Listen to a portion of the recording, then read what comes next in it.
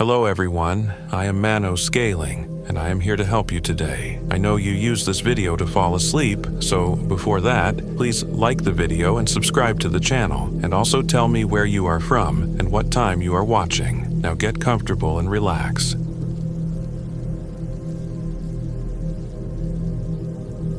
My name is Tyler Bailey, and I am 32 years old. This happened in the White Mountain National Forest in New Hampshire just 3 months ago. I never should have gone alone, and that's what everyone tells you, right? Never hike alone, especially not on unfamiliar trails. But after Melissa left, taking half our friends in the divorce, I needed space. Time away from sympathetic glances and awkward conversations. The wilderness called to me with its promise of isolation and clarity. I just didn't understand what form that isolation would take. It was early October when I parked my Subaru at the Lincoln Woods trailhead. The White Mountains were ablaze with autumn color, the maples and birches creating a tapestry of red and gold against the evergreen backdrop. I planned a 5-day solo trek along the Pemigewasset Wilderness Loop, one of the more challenging routes in the White Mountains, but supposedly worth every grueling mile for the views alone. My backpack weighed heavy as I signed the trail register, noting my planned route and expected return date. The ranger on duty, a weathered man in his 60s named Frank, looked me over with a critical eye. "Solo, huh?" he asked, his voice like gravel underfoot. "Need some time to clear my head," I replied, adjusting my shoulder straps. Frank nodded slowly. "Stay on the marked trails. We've had some issues lately." Issues? Hikers reporting strange things. Probably just fall tourists seeing shadows. He shrugged, but something in his eyes made me uneasy. "And steer clear of Owl's Head Mountain after dark. Local superstition, but..." He didn't finish the thought, and I didn't press. New England was full of local legends and haunted hills. I thanked him and headed out onto the trail, eager to leave civilization behind. The first day was perfect. The weather held clear and cool, the trail challenging but manageable. I made good time, passing the Franconia Falls and heading deeper into the wilderness. By late afternoon, I'd reached the junction where the Lincoln Brook Trail split off toward Owl's Head Mountain, the place Frank had warned about. I checked my map and decided to camp at the designated site near Black Pond, still a good distance from Owl's Head. As I set up my tent, the forest grew quiet in that peculiar way it sometimes does, as if holding its breath. No birds called. No squirrels rustled through the underbrush. Just the occasional whisper of wind through the trees. I attributed it to the approaching evening and focused on building a small fire. That's when I heard it. A faint, rhythmic thumping from somewhere deep in the forest. Not quite footsteps, more like a heartbeat. I stood frozen, listening as it grew slightly louder, then faded again. Just a grouse, I told myself. They drum their wings this time of year. But grouse usually stopped at dusk, and night was falling fast. I cooked a simple meal of dehydrated stew over my camp stove, trying to ignore the intermittent thumping that seemed to circle my campsite at a distance. The fire cast dancing shadows among the trees, and more than once I caught movement at the edge of my vision, only to find nothing there when I turned. Sleep came uneasily that night. I dreamed of being watched by countless eyes from the darkness beyond my tent. In my dream, the thumping grew louder until it matched the panicked beating of my own heart. I woke in a cold sweat around 3 a.m., certain I'd heard something moving just outside my tent. I fumbled for my headlamp and switched it on, the beam cutting through the nylon walls of my tent like they weren't there at all. Outside, a thick mist had rolled in, diffusing the light and making everything look ghostly and uncertain. "Hello?" I called, immediately regretting breaking the silence. No response came, but the mist seemed to retreat slightly from my tent, as if startled by my voice. I unzipped the tent flap and peered out. My campfire had died to embers hours ago, but something about the way they glowed seemed wrong. Instead of the usual orange-red, they pulsed with an unnatural bluish light. I blinked hard, convinced my eyes were playing tricks on me. When I looked again, the embers appeared normal. Just my imagination working overtime in an unfamiliar forest.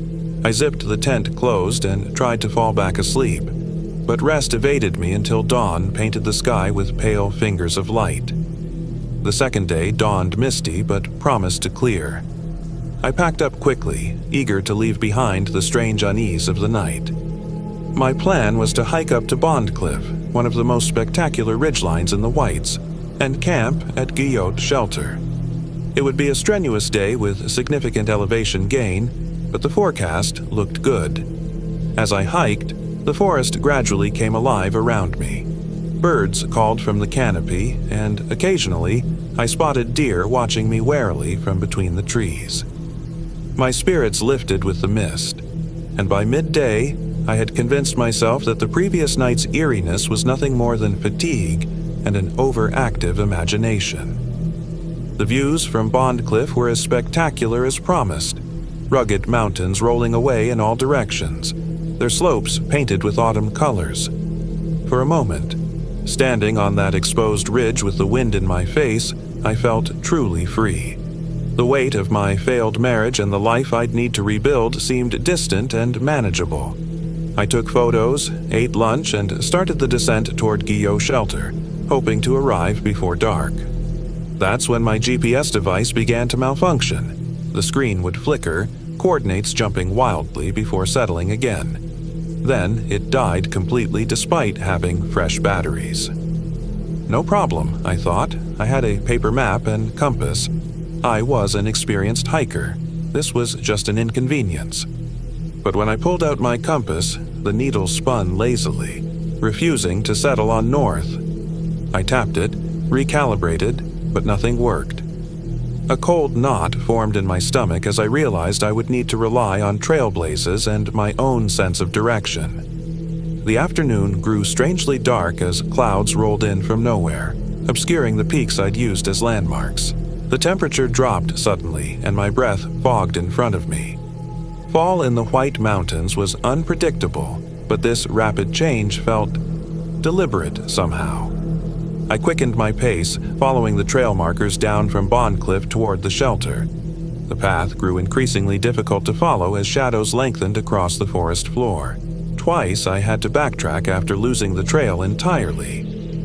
By the time I reached what should have been the junction with the Bond Cliff Trail, I was no longer certain of my location. The trail marker was there, but it had been altered. The white blaze was smeared with something dark that looked uncomfortably like dried blood. When I touched it, my fingers came away clean. It was just discoloration from weather and time, I told myself. Nothing sinister.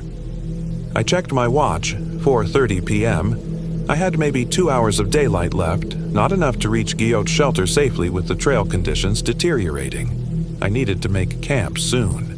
According to my map, there was a small stream nearby that would provide water. I followed what I hoped was the correct path downhill. The stream was where it should be, but something about it struck me as wrong immediately.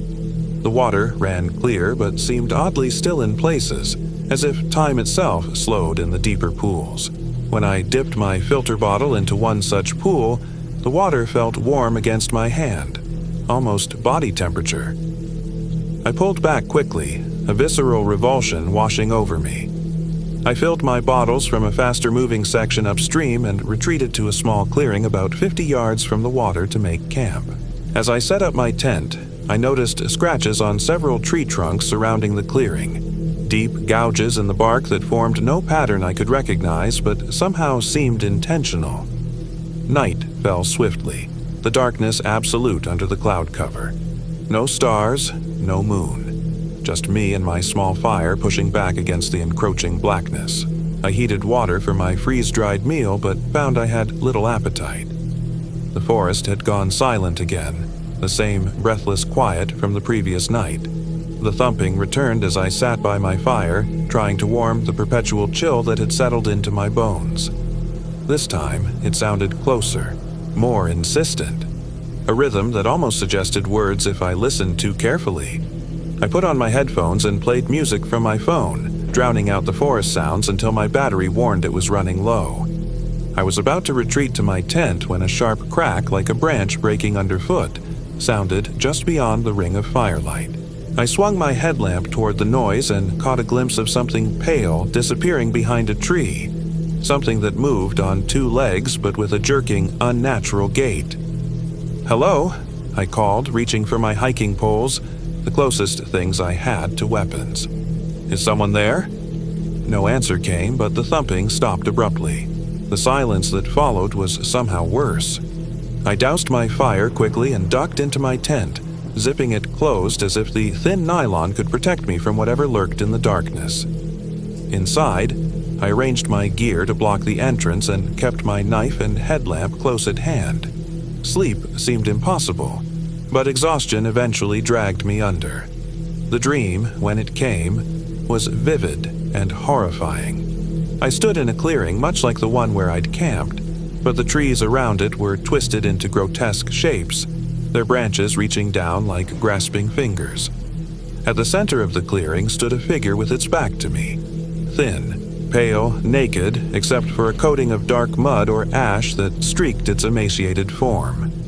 As I watched, unable to move or speak, the figure began to turn. Slowly, agonizingly, it rotated toward me. I desperately wanted to wake up before I saw its face, but my unconscious mind held me captive.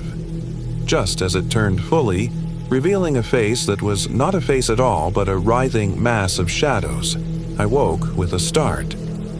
Something was touching my tent. Not the wind or a branch, but deliberate pressure tracing the outline of my huddled form inside. I lay perfectly still, hardly daring to breathe as whatever it was moved around the perimeter of my shelter. The nylon dimpled inward in small points of pressure like fingertips or claws, testing for a way in. Then came the voice, if you could call it that. A whispering that seemed to emanate not from a single source but from the air itself. Words in no language I recognized, but that nonetheless conveyed malevolent intent. I clutched my knife with sweat-slicked palms, certain that at any moment the tent fabric would tear and I would come face to face with the owner of that terrible voice. Instead, after what felt like hours, the pressure vanished. The whispering faded. Dawn broke, gray and misty through the trees. I waited until full light before cautiously unzipping my tent. The clearing looked undisturbed at first glance, but when I examined the ground around my shelter, I found odd indentations in the soft earth. Not quite footprints, more like something heavy had been dragged in a circle around my tent. More disturbing were the marks on the tent itself. The rain fly, which had been a bright blue, was now discolored in places with ashy handprints too large to be human. They smeared when I touched them, leaving a greasy residue on my fingers that smelled of rot and something metallic like old blood. I needed to get back to civilization. Something was very wrong in these woods, and I wanted no part of it. I packed hastily, abandoning any plan of continuing my trek. The shortest route back to my car would take me past Owl's Head Mountain, the place the ranger had warned about. But in daylight, I decided the fastest way out was worth the risk. The forest felt different as I hiked that morning. The trees seemed to lean inward over the trail, branches reaching lower than they should. Twice I became disoriented despite following clear trail markers, finding myself facing the wrong direction or walking in circles. Each time, I realized I had been gradually turning toward Owl's Head rather than away from it. By noon, I should have reached the junction with the Lincoln Brook Trail, but the landscape had become unfamiliar. The trail widened into what appeared to be an old logging road not marked on my map. Desperate for any sign of human presence, I followed it. The road led to a small clearing where the remains of a cabin stood, just the stone foundation and chimney, the wooden structure long since collapsed or burned. Something about the place raised the hair on my neck. It felt used, inhabited, despite its obvious abandonment. I approached cautiously, hoping to find something that might help me orient myself. The foundation was filled with decades of fallen leaves and forest debris, but someone, or something, had cleared a rough circle in the center. Within that circle lay small animal bones arranged in a pattern around a larger bone that could only have been human. A femur, yellowed with age. I backed away quickly, nearly tripping over a half-buried sign at the edge of the clearing. I brushed away the dirt and leaves to reveal faded lettering. Stillwater. Camp. Private property, no trespassing. Stillwater. The name tickled something in my memory. Hadn't there been some incident here years ago? Something the older locals still talked about in hushed tones.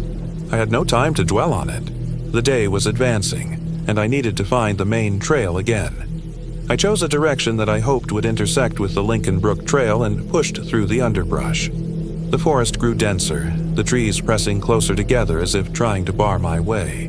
Their bark was marked with the same strange gouges I'd seen at my campsite. Some were fresh, the exposed wood still oozing sap. I broke through the tree line into another clearing and stopped cold. Before me stood a crude structure assembled from branches and animal hides stretched over a frame of lashed-together saplings. It resembled a primitive tent or sweat lodge, but the hides, some were clearly from deer or moose, but others had an unsettlingly human proportion to them. Movement caught my eye, a figure emerging from the forest on the far side of the clearing.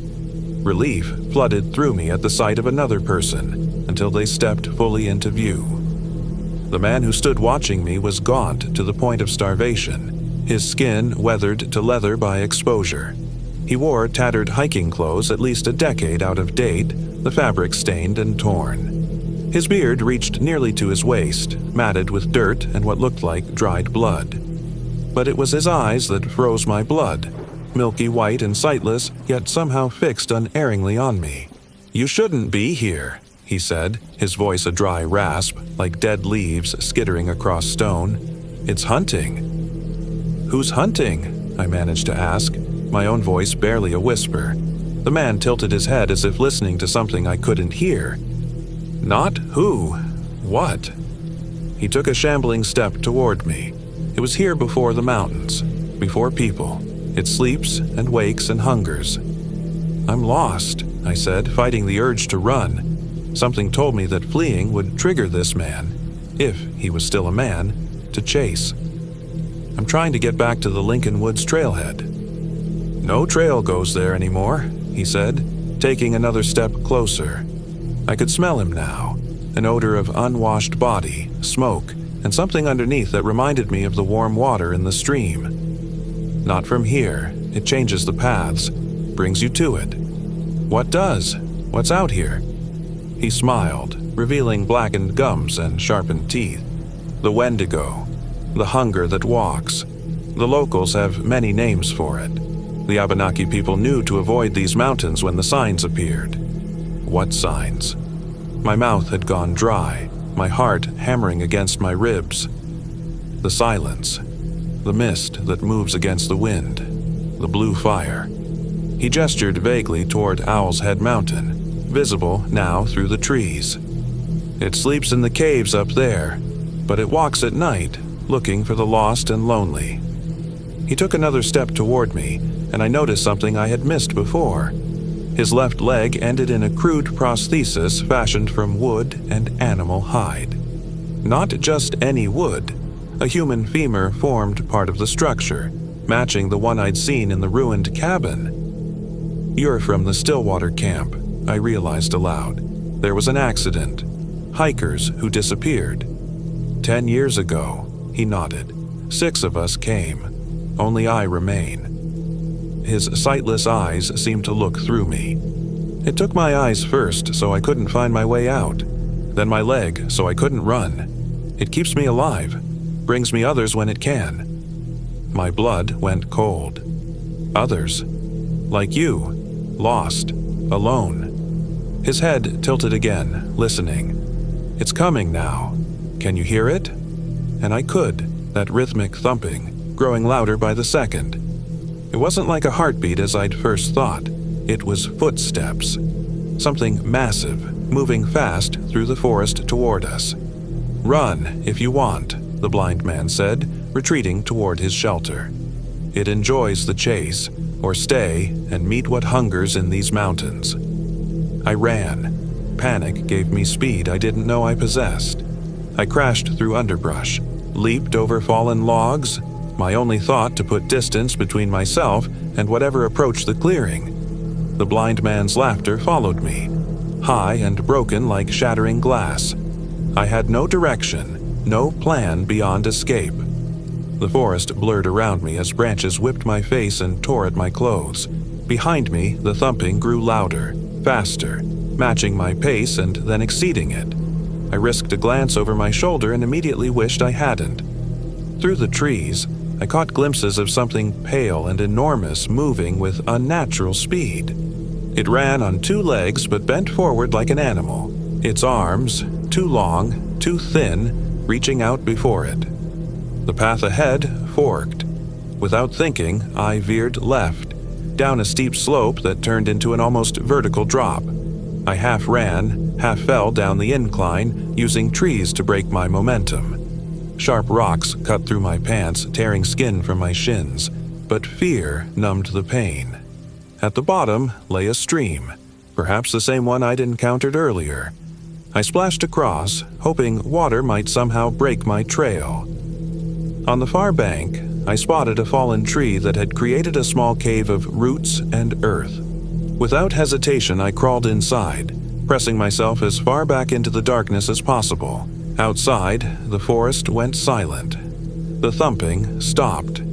I covered my mouth with both hands to quiet my ragged breathing and waited. Minutes stretched into what felt like hours. My muscles cramped from holding still, but I dared not move.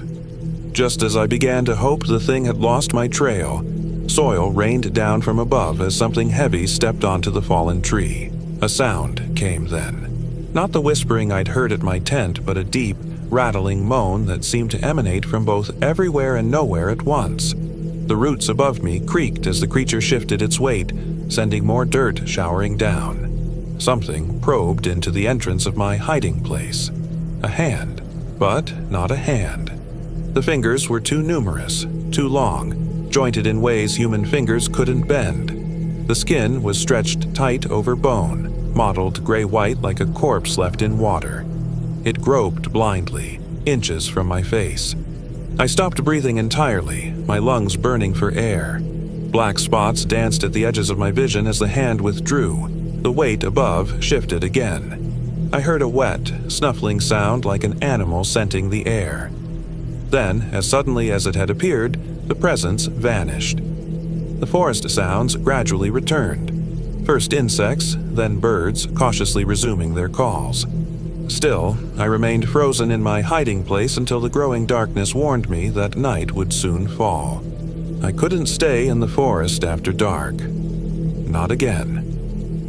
With extreme caution, I extracted myself from beneath the fallen tree and surveyed my surroundings. The stream beside me flowed roughly east, if the position of the setting sun was any indication. Water always led to civilization eventually. I followed the stream, moving as quickly and quietly as possible while staying alert for any sign of pursuit. The terrain began to look vaguely familiar as twilight deepened into true darkness. I switched on my headlamp, its beam comfortingly bright in the gathering gloom. After another hour of tense hiking, the stream widened and joined a larger river that I recognized with a surge of hope. The Pemigewasset River, which would lead directly back to the Lincoln Woods trailhead and my car. The relative openness of the riverbank allowed me to move faster, though every shadow made me flinch. Every sound sent adrenaline coursing through my system. The thumping never returned, but I couldn't shake the feeling of being watched, followed at a distance. It was fully dark when I finally spotted the lights of the ranger station through the trees. I broke into a desperate run, not stopping until I reached the gravel parking lot where my car waited, untouched after 3 days. Frank, the ranger, was locking up the station as I stumbled into the lot. "Jesus Christ!" he exclaimed, hurrying over as I collapsed against my car. "What happened to you?" I must have been a sight, clothes torn, face scratched, caked with dirt and dried blood from my scraped legs. I opened my mouth to tell him everything but stopped at the look in his eyes. Not surprise. I realized. Recognition. "You went near Owl's Head," he said. It wasn't a question. I nodded, struggling to catch my breath. Frank sighed heavily. "Let's get you inside. Clean you up." In the fluorescent light of the ranger station bathroom, I looked even worse than I'd imagined. Wild-eyed, filthy, with a haunted expression I'd never seen on my own face before. Frank gave me first aid supplies and a bottle of water while I washed the worst of the dirt away. "You're not the first," he said when I emerged. "Something about those woods. They change people, or show them things." "There was a man," I said, my voice hoarse. "Living out there. He said he was from Stillwater Camp." Frank went very still. "That's not possible. The Stillwater incident was nearly 10 years ago. Search and rescue combed those mountains for weeks. No survivors. He's out there," I insisted, "living in some kind of primitive shelter. Blind. Missing a leg. He said it keeps him alive." "Who keeps him alive?" I couldn't bring myself to repeat the blind man's words. Saying it aloud would make it too real, too present even here in the safety of the station. "I need to report this," Frank said after a long silence. "Whatever you encountered out there, man, animal, or something else, it's a danger to hikers. We'll send a team to investigate." "No," I said quickly, surprising myself with my vehemence. "Don't send anyone up there after dark. It hunts at night." Frank studied me carefully, then nodded. "First light tomorrow. I'll call it in now." He made the call while I sat numbly in a folding chair, sipping water that tasted blissfully clean and normal. When he hung up, he offered to drive me to the hospital in Lincoln, but I declined. All I wanted was to get as far from these mountains as possible. "At least let me follow you to the main road," he insisted. "Make sure you get there safely." I agreed to that and thanked him for his help. As I stood to leave, he placed a heavy hand on my shoulder. "Whatever you think you saw out there," he said quietly, "some things are better left in the woods. Some stories shouldn't be told, for your own good." I nodded, understanding his warning all too well. The drive home was a blur. Every dark stretch of road, every shadow in my headlights set my heart racing. I drove straight through the night, stopping only for gas, unwilling to close my eyes until I was safely back in my apartment with doors locked and lights blazing.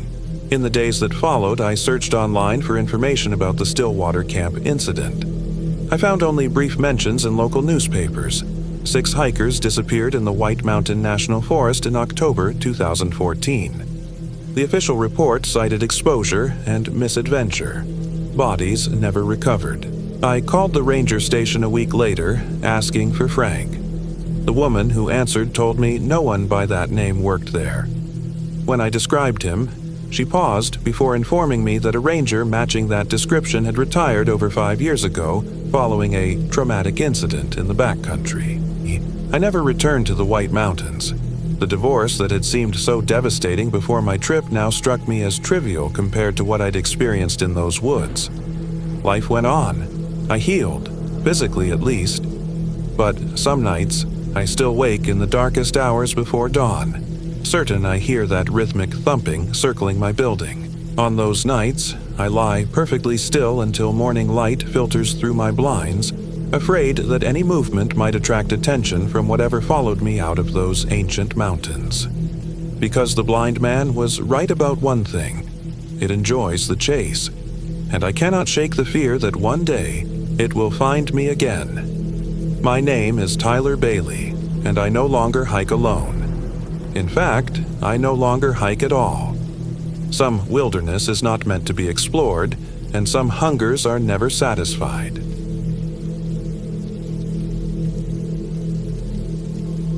My name is William Brown, and I am 34 years old.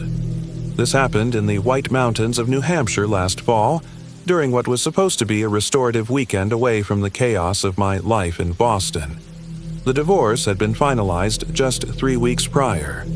Hannah had taken everything except for the hiking gear. She'd always hated our outdoor excursions. "Too many bugs," she'd say, wrinkling her nose in that way that used to make my heart flutter but had eventually begun to grate on my nerves. The hiking equipment was the only thing I'd fought for in the settlement, and now I was determined to put it to good use. I needed to clear my head, to put some distance between myself and the hollow apartment that no longer felt like home. The White Mountains seemed like the perfect escape, remote, challenging, and far from any reminders of my failed marriage. I'd chosen a lesser-known trail near Mount Chocorua, one that followed along the Swift River before veering deep into Sandwich Range wilderness. According to the online forums, this route was seldom traveled this late in the season, which suited me perfectly. The solitude would do me good. The early October air had a bite to it when I arrived at the trailhead parking lot on Friday morning. Hardly anyone was around, just an elderly couple loading up their car, clearly finishing their adventure as mine was about to begin. The woman smiled warmly at me as they drove away, leaving me utterly alone. I shouldered my pack, checked my map one final time, and set off into the woods. The first few hours were exactly what I needed. The trail wasn't particularly difficult, winding gently uphill through forests ablaze with autumn colors. The sound of the Swift River cascading over rocks accompanied me, sometimes rushing loudly, other times reduced to a gentle murmur as the path veered away from the water. I stopped occasionally to drink from my canteen and take photos of particularly stunning vistas. Fiery red maples contrasted against dark green pines, golden sunlight filtering through the canopy, creating dappled patterns on the forest floor. By mid-afternoon, I'd covered about 8 miles and begun searching for a suitable campsite. The trail map had indicated a small clearing near a tributary of the Swift River, and I found it without much difficulty. It was perfect. Flat ground for my tent, a natural stone fire ring left by previous hikers, and the soothing sound of water nearby. I set up camp efficiently, my hands remembering the motions despite the months that had passed since my last trip. As dusk approached, I built a small fire and prepared a simple dinner of dehydrated chili. The temperature was dropping rapidly with the sun, and I pulled my fleece jacket tighter around myself. The flames cast dancing shadows among the trees, and for the first time since arriving, I felt a strange unease. It was nothing specific, just the natural wariness that comes from being alone in the wilderness as darkness falls. I tried to shake it off, focusing instead on the stars that had begun to appear overhead. Without city light pollution, the night sky in the White Mountains was truly spectacular. I identified a few constellations, remembering how Hannah had never been able to see the patterns I pointed out. "They're just dots, Will," she'd say, exasperated. The memory stung less than it would have a few weeks ago. I was about to turn in when I first heard it, a sound that didn't belong. Not the familiar rustle of small nocturnal creatures or the whisper of wind through pine needles, but something else, something deliberate. A snap of a branch that seemed too loud, too intentional to be caused by wildlife. I froze, my mug of tea halfway to my lips, and listened intently. For several long minutes there was nothing but the soft crackling of my fire and the distant murmur of the stream. I was beginning to think I'd imagined it when it came again. Definitely footsteps, heavier than a deer or fox moving with purpose through the underbrush. "Hello?" I called out, my voice sounding unnaturally loud in the quiet forest. "Anyone there?" No response came, but the footsteps stopped. The silence that followed was somehow worse than the noise had been. I reached for my flashlight and swept its beam in a wide arc around my campsite. The light caught only trees, rocks, and undergrowth. Nothing unusual, nothing that shouldn't be there. But something was there. I could feel it as surely as I could feel the cold night air on my face, a presence watching me from just beyond the circle of firelight. "I know someone's there," I called again, working to keep the tremor out of my voice. "If you're a hiker who's lost their way, I've got food and water to share." Again, nothing. I added another log to the fire, building it higher than I normally would have. The extra light and heat provided little comfort. Eventually, fatigue won out over vigilance. I secured my food in a bear canister and retreated to my tent, zipping myself securely inside. I placed my knife and flashlight beside my sleeping bag within easy reach. Despite my exhaustion, sleep came fitfully, interrupted by every small sound from the forest around me. I awoke with a start in the pre-dawn darkness, heart pounding, though I couldn't recall what had woken me. My watch read 5:17 a.m. The forest was silent, too silent. No birdsong, no rustling of leaves, no chattering squirrels. Nothing but an oppressive, waiting stillness. Then I noticed the smell. A foul, rotten odor had seeped into my tent, like wet decay and something sulfurous. My first wild thought was that a bear had found my food cache, but I quickly dismissed this. The bear canister was designed to be impenetrable, and besides, this smell was different. Worse, unnatural. I reached for my flashlight and knife, my fingers clumsy with sleep and growing fear. The beam of light revealed nothing unusual inside the tent. I steeled myself and unzipped the door just enough to peer outside. My campsite appeared undisturbed. The fire had burned down to glowing embers, casting just enough light to make out the shapes of trees and rocks. My backpack still hung from the branch where I'd left it. The bear canister sat undisturbed, and then I saw it. A figure standing motionless at the edge of the clearing, partially obscured by a large pine tree. I couldn't make out details in the dim light, but it appeared to be a person. They stood completely still, watching my tent. "Hey," I called, my voice hoarse. "What are you doing?" The figure didn't respond or move. It remained perfectly still, as if it were part of the forest itself. I fumbled for my cell phone, though I knew from earlier attempts that I had no service this deep in the wilderness. Still, the phone's flashlight was stronger than my small camping light. I turned it on and directed the beam toward the figure. The clearing was empty. Wherever or whatever had been standing there moments before was gone, vanished without a sound. I scanned the entire perimeter of my campsite, the powerful beam cutting through the pre-dawn gloom, but found nothing. Sleep was out of the question now. I emerged from my tent and rebuilt the fire, grateful for the first hints of daylight appearing in the eastern sky. As I waited for the water to boil for coffee, I tried to rationalize what I'd seen. Perhaps it had been a deer, its shape distorted by shadows and my sleep-addled brain. Or maybe another hiker had wandered by, realized my camp was occupied, and moved on.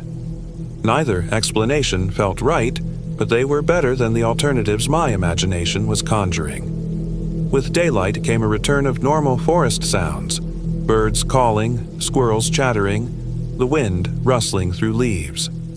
The oppressive feeling of being watched had diminished, though not entirely disappeared. I decided to continue my planned route rather than return the way I'd come. The next segment would take me deeper into the Sandwich Range wilderness, toward a series of small mountain ponds where I planned to camp for my second night. I broke camp efficiently, eager to be moving.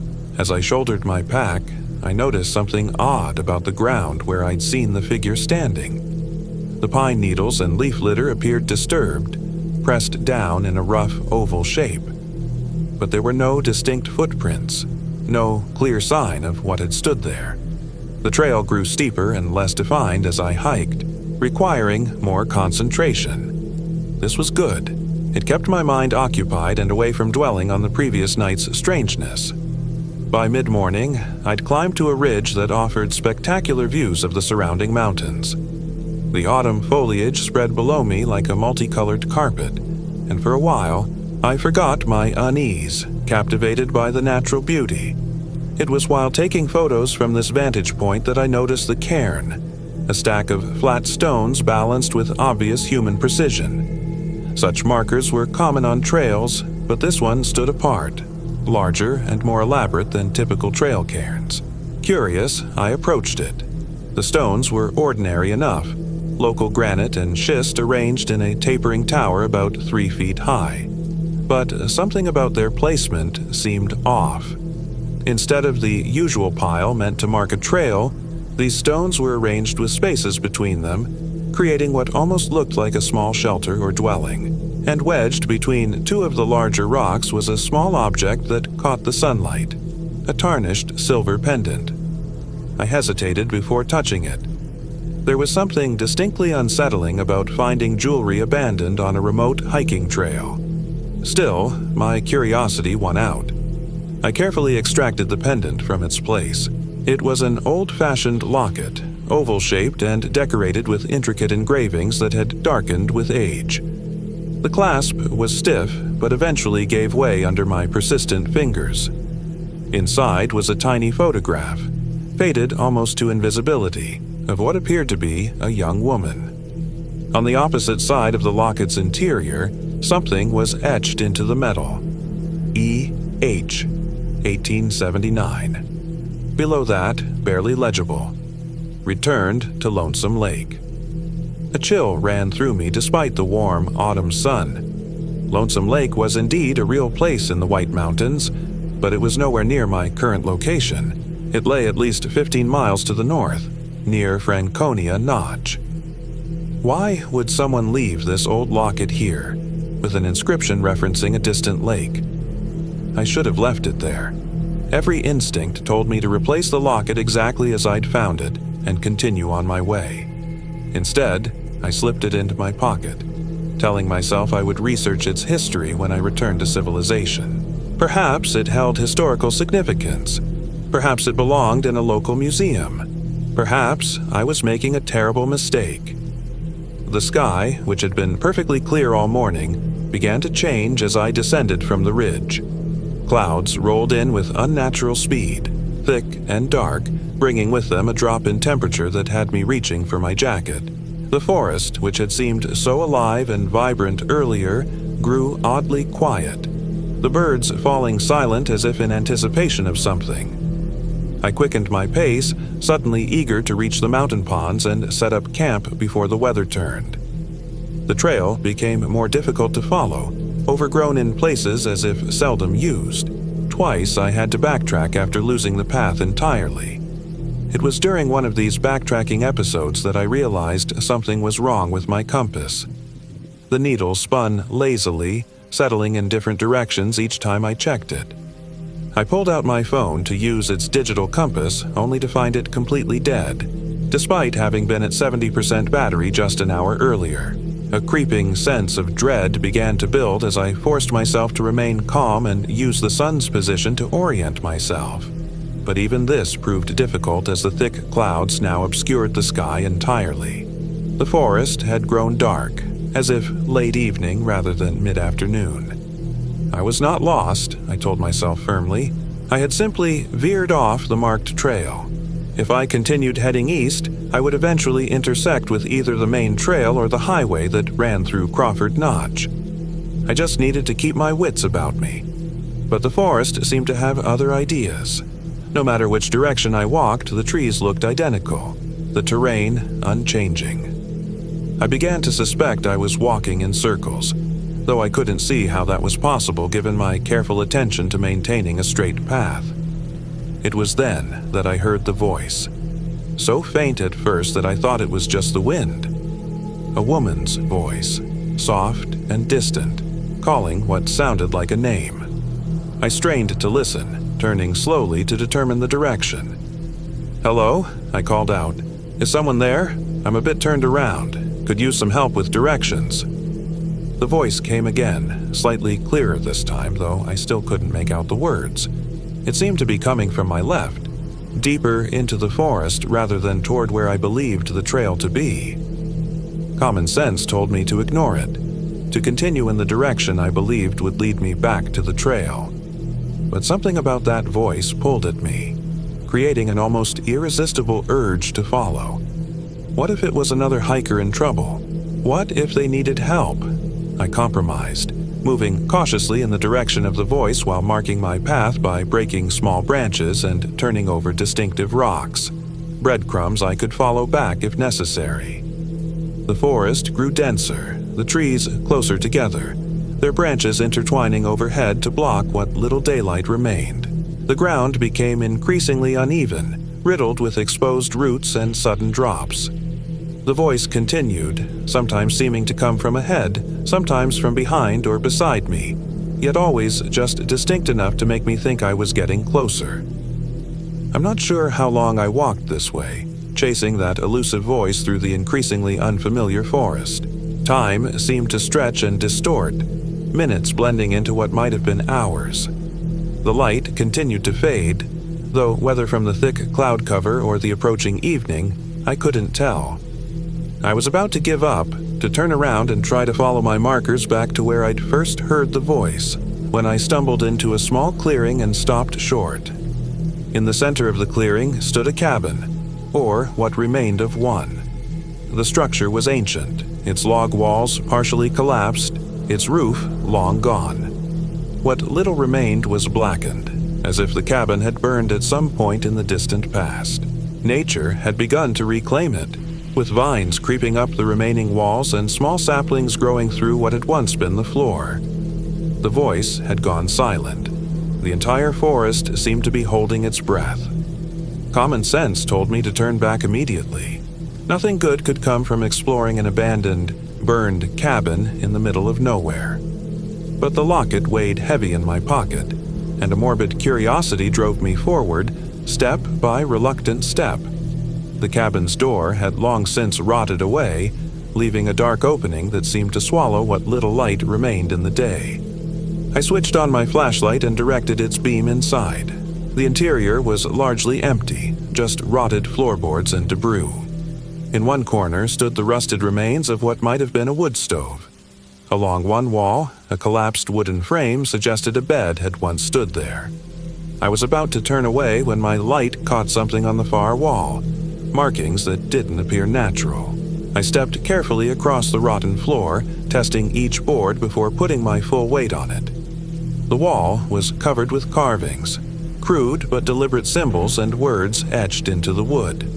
Some I recognized as protection symbols, similar to those I'd seen in books about New England folklore. Others were unfamiliar, jagged designs that hurt my eyes to look at directly.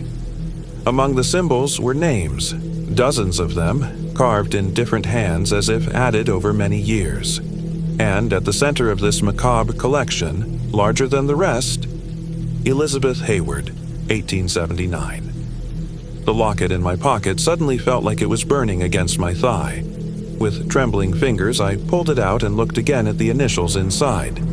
E.H., 1879. Elizabeth Hayward. A sudden gust of wind blew through the cabin, stirring up dust and debris. The temperature, already cool, plummeted so rapidly that my breath became visible in white clouds before my face. The smell came back. That same rotten, sulfurous odor I'd noticed at my campsite the previous night. I backed toward the door, every instinct screaming at me to run. But before I could make it outside, something moved in the corner of the cabin. My flashlight beam revealed nothing, yet I could distinctly hear something shifting, breathing.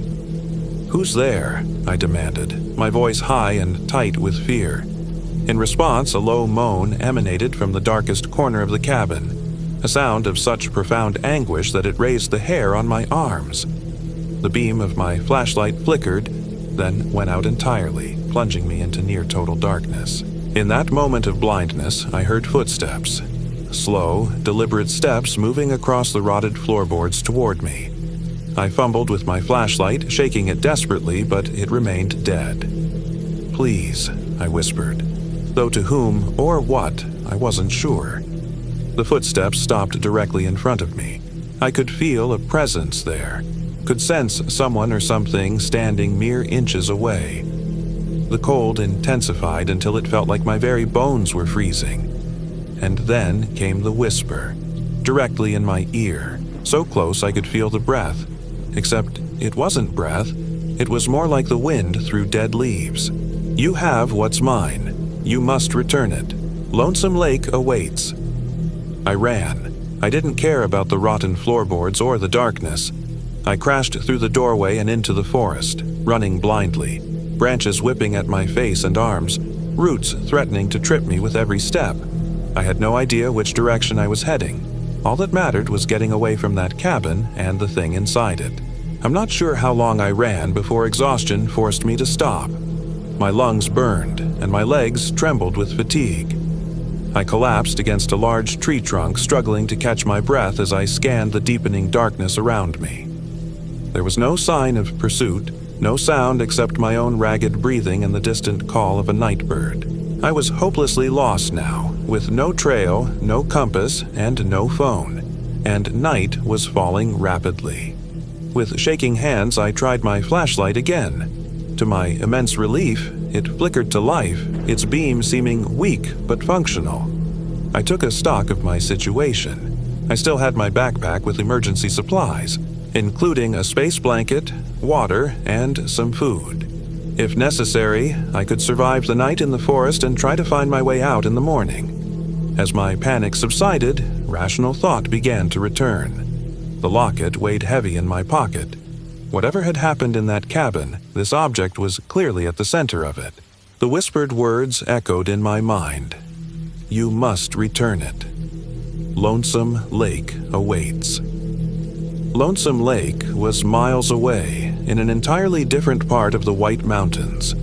Even if I wanted to return the locket there, and increasingly I did, I had no way of reaching it without first finding my way back to civilization. I decided my best course of action was to pick a direction and stick to it. Eventually, I had to reach either a trail or a road. The White Mountains were vast, but they were crisscrossed with hiking routes and scenic drives. I couldn't wander forever without finding some sign of human presence. Using the brightest stars just becoming visible through breaks in the clouds, I oriented myself as best I could and began walking in what I hoped was an easterly direction. The forest was fully dark now, my small flashlight beam creating a tunnel of visibility that extended only a few feet ahead. Every shadow seemed to move, every sound amplified by my frayed nerves. I had been walking for perhaps an hour when I smelled smoke, not the acrid scent of a forest fire, but the comforting aroma of a campfire. Relief washed over me. Another hiker, someone who might have a working compass or at least knowledge of where we were. I altered my course toward the smell, moving as quickly as I dared in the darkness. Soon, I could see a faint orange glow through the trees. Definitely a campfire. I called out as I approached, not wanting to startle whoever was there. "Hello, fellow hiker needing some help here?" No response came, but the fire was clearly visible now through the trees. I emerged into a small clearing to find a neatly arranged campsite. A two-person tent, a carefully constructed fire ring with a cheerful blaze, and camping gear organized with military precision. But no camper. "Hello," I called again, turning in a full circle. "Anyone here?" The campsite appeared recently occupied. The fire was well tended, a pot of what smelled like coffee sat at its edge, and a camp chair was positioned as if someone had just stepped away momentarily. I should have been relieved to find such a well-appointed campsite. Instead, a creeping dread began to build in my stomach. Something felt wrong. The organization was too perfect, too precise. And where was the camper? I approached the fire, drawn by its warmth after hours in the increasingly cold forest. A logbook sat on a flat rock beside the camp chair. Perhaps it contained information about the camper's identity or planned route. The book was old, its leather cover cracked and weathered. I opened it carefully, directing my flashlight at its yellowed pages. The entries dated back decades, the handwriting styles changing as I flipped through.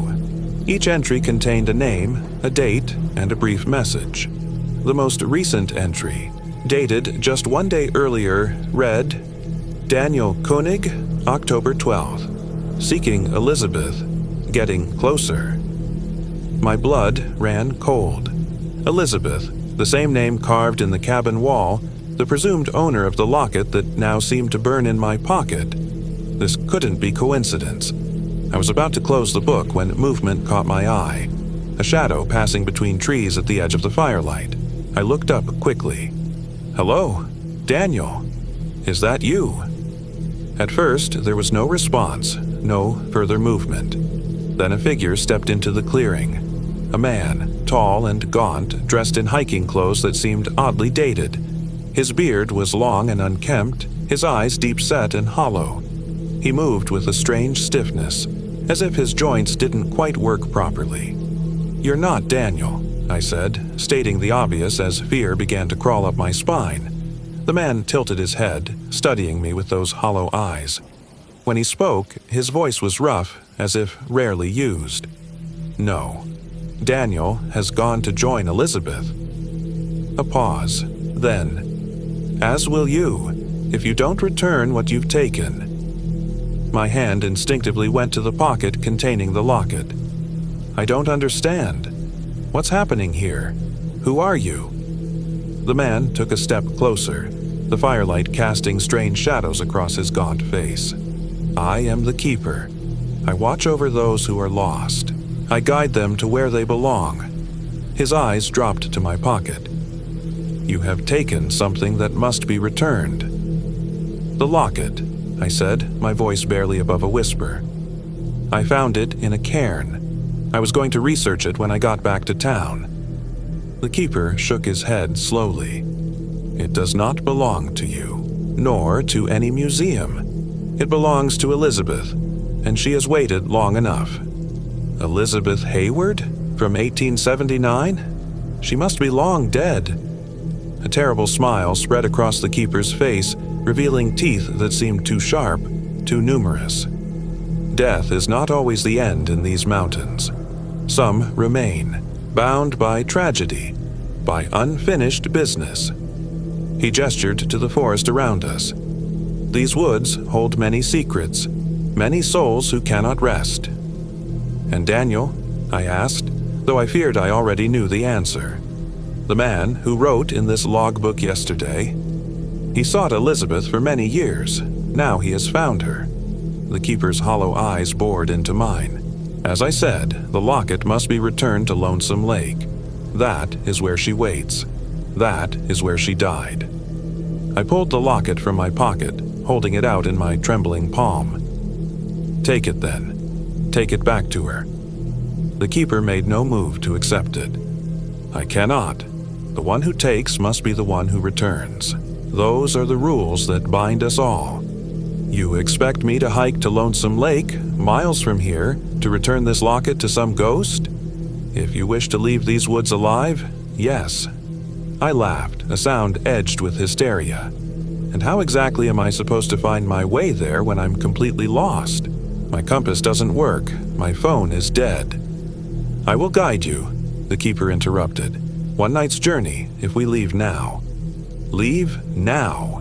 It's the middle of the night. That's insane." The Keeper's expression didn't change. "More insane than what you've already witnessed?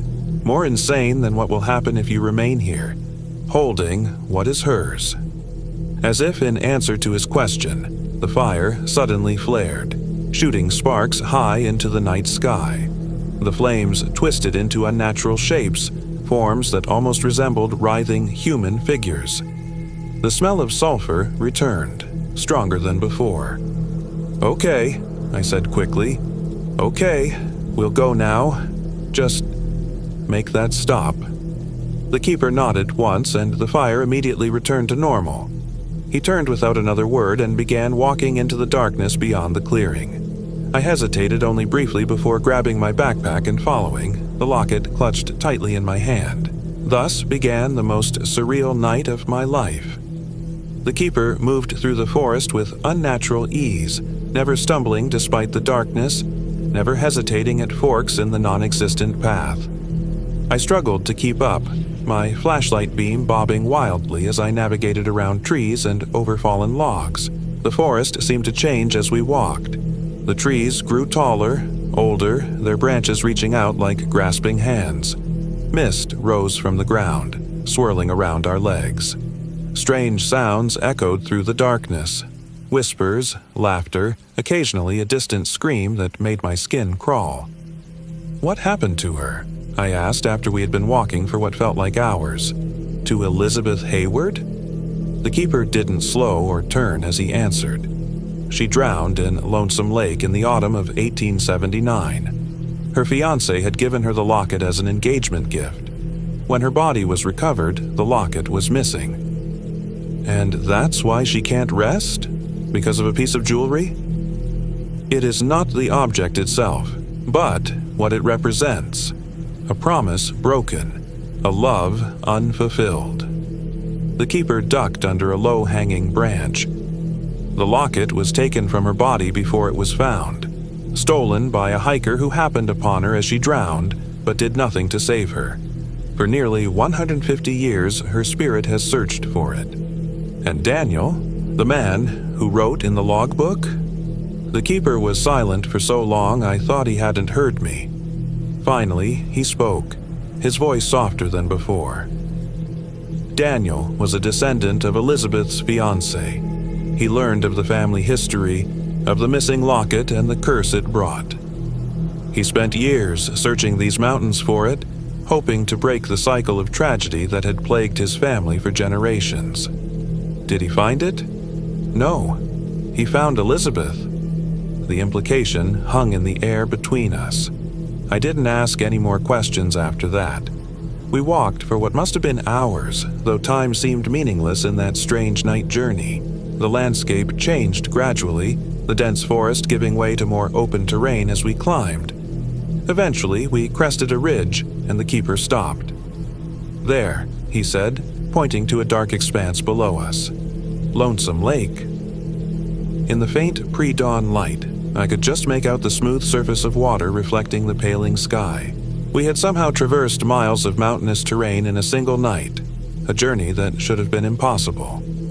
"Take the path down," the keeper instructed. "Wade into the water at the eastern shore. Drop the locket where the water reaches your chest. Speak her name as you release it." I looked at him, suddenly reluctant to leave his strange but familiar presence for the unknown waiting below. "You're not coming with me? My task was to guide you here. What happens next is between you and Elizabeth." He took a step back, beginning to fade into the lingering darkness of the forest edge. "Make no mistake, she will be waiting for you." Before I could respond, he was gone, leaving me alone on the ridge overlooking the lake. The eastern sky was lightening further, the first rays of sun just beginning to touch the highest peaks. Dawn was approaching, but the lake below remained in shadow, dark and still. I took a deep breath and began the descent, following a narrow, winding path that seemed to have been worn by countless feet over many years. As I drew closer to the water, mist rose from its surface, thick and otherworldly in the half-light. The eastern shore was marked by a small pebbly beach, surprising in its normalcy after the night's supernatural journey. I paused at the water's edge, the locket heavy in my palm. The lake was utterly still, not a ripple disturbing its glassy surface despite the light breeze I could feel on my face. I removed my boots and socks, rolled up my pants, and waded in. The water was shockingly cold, numbing my feet almost instantly. Still, I pressed on, moving deeper until the water reached my knees, then my waist. The lake bottom dropped away suddenly, forcing me to swim the last few yards to where I judged the water would be chest deep if I could stand. Treading water, I held up the locket one last time. In the growing light of dawn, the tarnished silver gleamed dully. Such a small thing to cause so much suffering over so many years. "Elizabeth Hayward," I said, my voice sounding loud in the perfect stillness of the lake. "I return what was taken from you." I opened my fingers, letting the locket fall. It hit the water with barely a splash and disappeared beneath the surface. For a moment, nothing happened. The lake remained still. The mist continued to swirl around me, and the only sound was my own breathing and the gentle splash of my movements as I treaded water. Then, the surface of the lake began to glow, a soft blue light spreading outward from where the locket had sunk. The glow intensified, illuminating the mist from below and creating an ethereal scene that both terrified and mesmerized me. A figure began to form in the mist above the glowing water, the translucent outline of a young woman in old-fashioned clothing, her hair floating around her as if underwater despite being well above the lake's surface. Her features were delicate, her expression serene, but sad. Elizabeth Hayward looked exactly like the faded photograph in the locket. She regarded me silently for a long moment, then nodded once, a gesture of acknowledgement or perhaps gratitude. The glow began to fade, and with it, her form became less distinct, dissolving back into mist. Just before she disappeared completely, I heard a whisper that seemed to come from everywhere and nowhere. Free. The mist dissipated rapidly as the first direct rays of sunlight touched the lake. Within minutes, Lonesome Lake looked entirely ordinary, just a beautiful mountain pond reflecting the morning sky. I swam back to shore, suddenly aware of how cold and exhausted I was. As I emerged from the water, I noticed something that hadn't been visible in the pre-dawn darkness. A well-maintained trail marker indicating the path to Franconia Notch, where I knew there would be a ranger station and, eventually, a way back to civilization. The events of the past 24 hours already seemed dreamlike, fading at the edges like the morning mist. Had I really encountered a ghost, been guided through impossible miles of forest by an otherworldly keeper? Or had I merely gotten lost, suffered from exposure and exhaustion, and somehow stumbled upon Lonesome Lake by coincidence? Even now, years later, I can't say with certainty what happened in the White Mountains that October weekend. I know only that I made my way back to the ranger station, was treated for mild hypothermia and exhaustion, and eventually returned to my life in Boston. I never went hiking alone again. Some paths are not meant to be walked in solitude, and some stories from the wilderness remain untold for good reason. The White Mountains keep their secrets well, but occasionally they reveal them to those who stray from the marked trails, those who, by chance or fate, become entangled in histories long forgotten by the living. Elizabeth Hayward found her rest. Daniel Koenig was never found.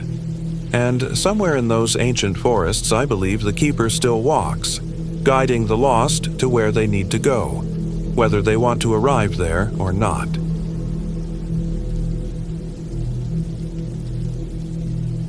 My name is William Brown, and I am 34 years old. This happened in the White Mountains of New Hampshire last fall, when the leaves were turning and the air had that crisp edge to it that whispers of the coming winter. I've always been something of a loner. After my divorce, I threw myself into my work as a software developer. Long hours in front of screens, takeout dinners, and weekends spent in the blue glow of my monitor. My therapist suggested I needed to reconnect with the natural world. She called it grounding, said it would help with my anxiety and the panic attacks that had been growing more frequent. I laughed it off at first, but after waking up at 3 a.m. for the 5th night in a row, heart hammering against my ribs like it wanted to escape, I decided maybe she had a point.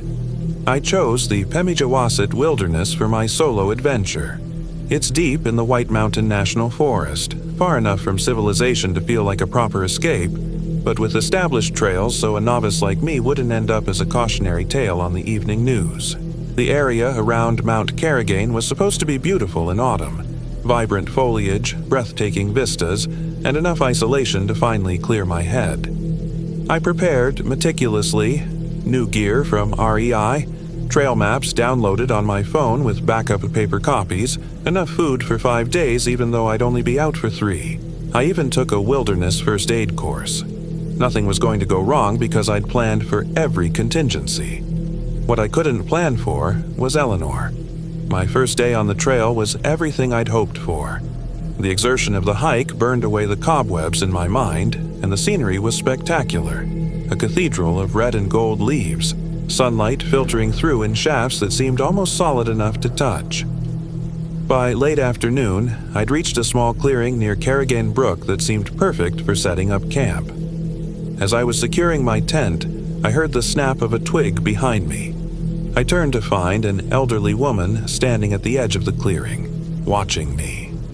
She was tiny, couldn't have been more than 5 feet tall, and impossibly thin, dressed in what looked like homemade clothes that hung from her frame. Her white hair was pulled back in a severe bun, and her face was a map of deep wrinkles. But her eyes were startlingly bright and alert. "You shouldn't be camping here," she said without preamble. Her voice was stronger than I expected, with the distinctive nasal quality of a New England accent. "Excuse me?" I straightened up, embarrassed at how much she'd startled me. "This clearing. It's not safe." She gestured vaguely at the ground around me. "There's a better spot about half a mile up the trail." I glanced down at my half-assembled tent. "I've already started setting up, and it'll be dark soon. This spot seems fine." Her eyes narrowed slightly. "Suit yourself, but don't say Eleanor didn't warn you." She turned to go, then paused. "If you hear anything in the night, anything at all, don't answer it, no matter what it sounds like." Before I could ask what she meant, she was gone, moving through the underbrush with surprising agility for someone her age. I stood there for a moment, unsettled, before shaking it off as the eccentricity of a local who probably didn't appreciate hikers in her woods. I finished setting up camp and cooked a simple meal as darkness fell. The temperature dropped rapidly once the sun was gone, and I was grateful for my new down sleeping bag as I zipped myself into the tent. Despite my earlier unease, the exhaustion of the day's hike soon pulled me towards sleep. It must have been around midnight when I woke with a start. At first, I wasn't sure what had disturbed me. Then I heard it again. A voice, distant but clear, calling out, "Hello? Is anyone there? I need help." It was a man's voice, panicked and pained. I sat up, instantly alert, heart thumping. Someone was in trouble. I fumbled for my headlamp and was about to unzip my tent when I remembered Eleanor's warning. "If you hear anything in the night, anything at all, don't answer it, no matter what it sounds like." I hesitated, my hand on the zipper. "Please, I'm hurt. I can see your tent. Please help me." The voice was closer now, and there was something off about it. The cadence wasn't quite right, like someone trying to remember how humans speak when frightened. And despite claiming to be injured, the voice moved too quickly, covering ground faster than someone with an injury should be able to. I sat frozen, my breath misting in the cold air of the tent. William, is that you in there? It's me, Buddy. Open up." My blood turned to ice. I hadn't told anyone my name. Not a single person knew exactly where I was camping. The voice was right outside my tent now, and with it came a smell, like wet earth and decaying leaves, but underneath that, something sickly, sweet, and rotten. "William, come on, man. I can see you in there. Just open the door. I'm bleeding out here." The fabric of my tent bulged inward, as if someone was pressing against it, but the shape was wrong. Too tall, too thin, with limbs at odd angles. I pressed myself against the far side of the tent, clapping a hand over my mouth to stifle my breathing. Minutes stretched like hours as the thing outside continued to call to me, its voice cycling through different tones and timbres as if trying to find one that would make me respond. Eventually, as the eastern sky began to lighten, the presence withdrew. I heard movement through the underbrush growing fainter until it was gone. I didn't sleep again that night. When dawn finally broke fully, I emerged from my tent on shaky legs, half convinced I'd imagined the whole thing in some kind of exhaustion-induced hallucination. But the ground around my tent told a different story. The pine needles and leaves had been disturbed in a wide circle, as if something had paced around and around my small shelter all night. And in one spot, the earth was gouged with marks that looked disturbingly like enormous, elongated fingerprints. I broke camp in record time, my hands shaking so badly I could barely manage the tent poles. I needed to get out of there, back to civilization and away from whatever had visited me in the night. I would find Eleanor, ask her what she knew. The trail, she'd mentioned, half a mile up, I would go there first. It took me less than 15 minutes of hard hiking to find the spot she must have meant. It was another clearing, similar to the one I'd camped in but ringed with large boulders. There was an old fire pit in the center, stones arranged in a perfect circle with the remains of charred wood inside. It looked like it had been used recently. I dropped my pack and looked around for any sign of Eleanor. Nothing. I called out a few times, but only the whisper of wind through the trees answered me.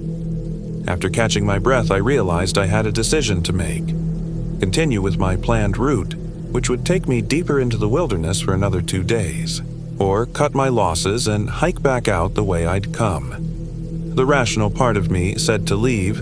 Whatever had happened last night had left me badly shaken. But another part, a stubborn part I didn't fully recognize, wanted answers. I decided to stay, at least for one more night. I would camp here, in Eleanor's recommended spot, and see if I could find her in the morning. If nothing happened overnight, I'd continue with my original plan. If something did, well, I'd deal with that when it came. I set up camp with several hours of daylight left, which gave me time to explore the immediate area. About 50 yards from the clearing, I found a small stream trickling over moss-covered rocks. The water was crystal clear and ice cold. I filled my bottles and used my filter, though the water looked clean enough to drink straight. As I was crouched by the stream, I noticed something half buried in the soft mud of the bank, a small figurine, no bigger than my thumb. I dug it out carefully and rinsed it off. It was carved from what looked like antler or bone, depicting a thin, elongated human figure with a featureless face. The craftsmanship was intricate, with tiny notches running down its spine. It was unsettling, but beautiful in its way. I should have left it there.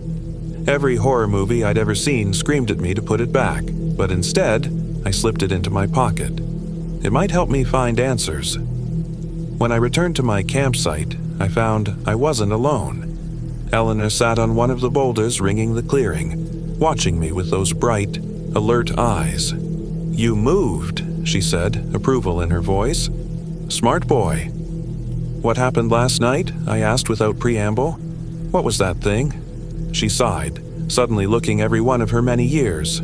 "Sit down, William. This isn't a quick explanation." I sat on a boulder opposite her, trying not to show how unnerved I was that she knew my name. Had I told her yesterday? I couldn't remember doing so. "These mountains are old," she began, her gaze drifting to the tree line. "Older than any building, older than any road or town, and old places have old things living in them." "What kind of things?" Her eyes snapped back to mine. "Hungry things, lonely things, things that remember when humans were prey, not predators." She leaned forward.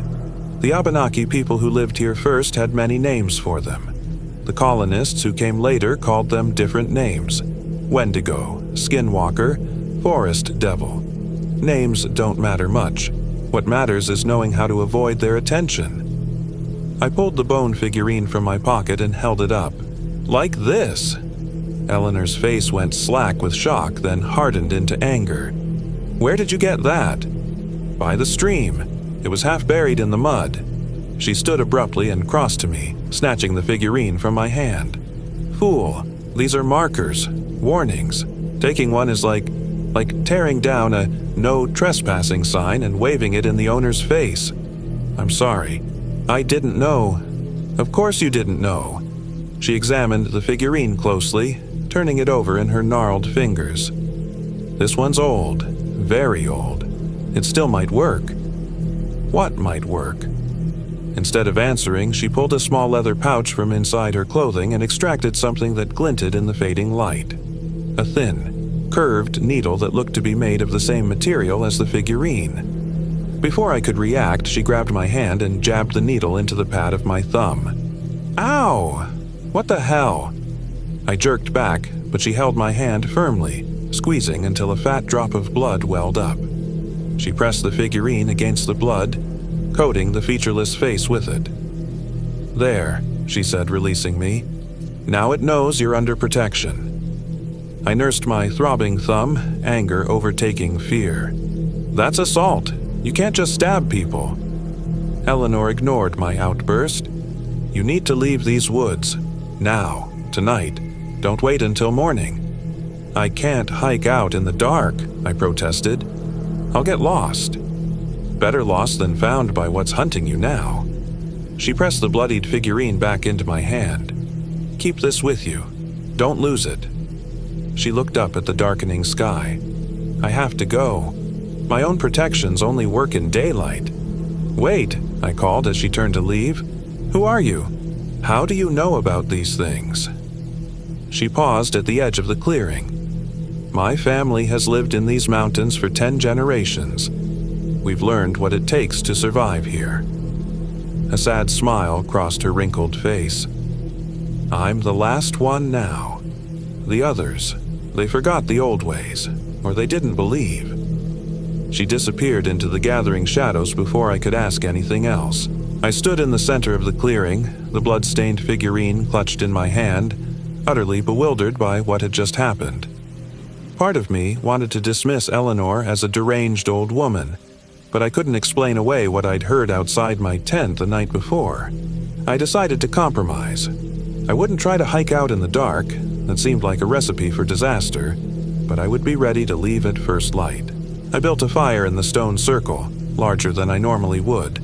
If there really was something in these woods, maybe the fire would keep it at bay.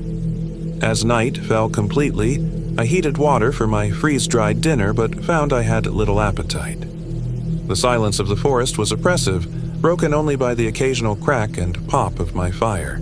No insects chirping, no owls hooting, no rustling of nocturnal creatures in the underbrush. Just silence and the growing feeling that I was being watched.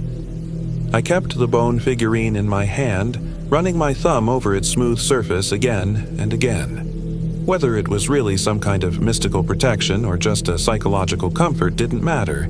It helped keep my rising panic at bay. Hours passed. The fire burned down to embers. My eyelids grew heavy despite my anxiety, and I started nodding off where I sat. I should get in the tent, I thought, zip myself in, but the idea of being enclosed, trapped if something came, kept me rooted to my spot by the dying fire. I don't know when I finally dozed off, but I awoke with a violent start. The fire was completely out, and the clearing was bathed in the silver light of a nearly full moon that had risen while I slept. The air had grown so cold that each breath sent a plume of vapor into the night. Something had woken me. A sound, a presence. Then I heard it. A soft, rhythmic tapping coming from the darkness beyond the boulders. Tap, tap, tap. Pause. Tap, tap, tap. It moved, circling the clearing slowly. I clutched the figurine so tightly its edges bit into my palm. My other hand found my flashlight, but I hesitated to turn it on. Some instinct told me that to acknowledge whatever was out there would only make things worse. The tapping stopped directly across the clearing from where I sat. I could see nothing in the shadows between the trees, but I felt it watching me, a malevolent awareness that pressed against my consciousness like a physical weight. William. The voice that emerged from the darkness wasn't like the one from the previous night. It wasn't pretending to be human. It was ancient and dry, like autumn leaves crumbling to dust, with harmonics that made my teeth ache and my vision blur. William Brown, I know your blood now. My heart hammered against my ribs. The figurine. My blood on the figurine. Somehow, impossibly, it had used that connection to learn who I was. Eleanor cannot help you, the voice continued. Her kind is dying. Soon, there will be none left to remember the old pacts. I wanted to run, to scream, to do anything but sit there frozen in terror, but my body wouldn't respond. It was as if my muscles had forgotten how to move. I am so hungry, William. So hungry and so very old. Something shifted in the darkness, a suggestion of impossible height, of limbs too numerous and too long. The hunger never stops, but the loneliness is worse. A branch snapped and suddenly I could move again. I scrambled backward away from the sound, my hand still clenched around the figurine. "Stay back," I shouted, my voice breaking. Eleanor protected me. A sound emerged from the darkness, a dry, rattling noise that might have been laughter. Protection? No, she merely introduced us. The darkness between two trees seemed to deepen, to coalesce into something almost solid. I could make out a vague shape now, towering, skeletal, with too many joints bending in wrong directions. And where a face should be, only a blank darkness that somehow still gave the impression of watching, of smiling. "I've been alone so long," it said, its voice softer now, almost wistful. The Abenaki understood. They left offerings. They shared their stories with me. But then new people came, with their iron and their Christ God, and they forgot how to listen. A long, spindly limb emerged from the shadow shape, reaching toward me. "You'll listen, won't you, William? You'll hear my stories?" I scrambled to my feet, backing away until I hit one of the boulders ringing the clearing. "What do you want from me?" "Company," it whispered. "Just a little company. Is that so much to ask?" Its limbs stretched impossibly across the clearing, twig-like fingers reaching for my face. "Let me show you what I've seen. Let me share what I know. It only hurts at first." The tip of its finger was inches from my cheek when a voice rang out from the opposite side of the clearing. "That's enough." Eleanor stood there, illuminated in the moonlight, a flaming torch in one hand and some kind of staff in the other. She looked different, stronger, taller somehow, her white hair loose around her shoulders like a mantle of snow. The creature's attention snapped to her, its limb withdrawing so quickly it seemed to blur. "Which woman?" it hissed, the sound like wind through dead branches. "This doesn't concern you." "He's under my protection," Eleanor replied, her voice ringing with authority I hadn't heard before. "You know the rules. You cannot take what's protected. Rules change. Your people are gone, old woman. Your ways are dying." The shadow seemed to expand, growing taller, wider, filling the space between the trees. Soon there will be none left to remember the boundaries. Eleanor strode forward into the clearing, fearless. "But I'm not gone yet." She raised her staff and struck the ground with it. The sound it made was like a thunderclap, echoing off the mountains around us. "And while I live, the old packs hold." For a long moment, nothing moved. The creature and the old woman faced each other across the moonlit clearing, locked in some silent battle of wills I couldn't comprehend. I could only watch, the bone figurine cutting into my palm as I clutched it like a lifeline.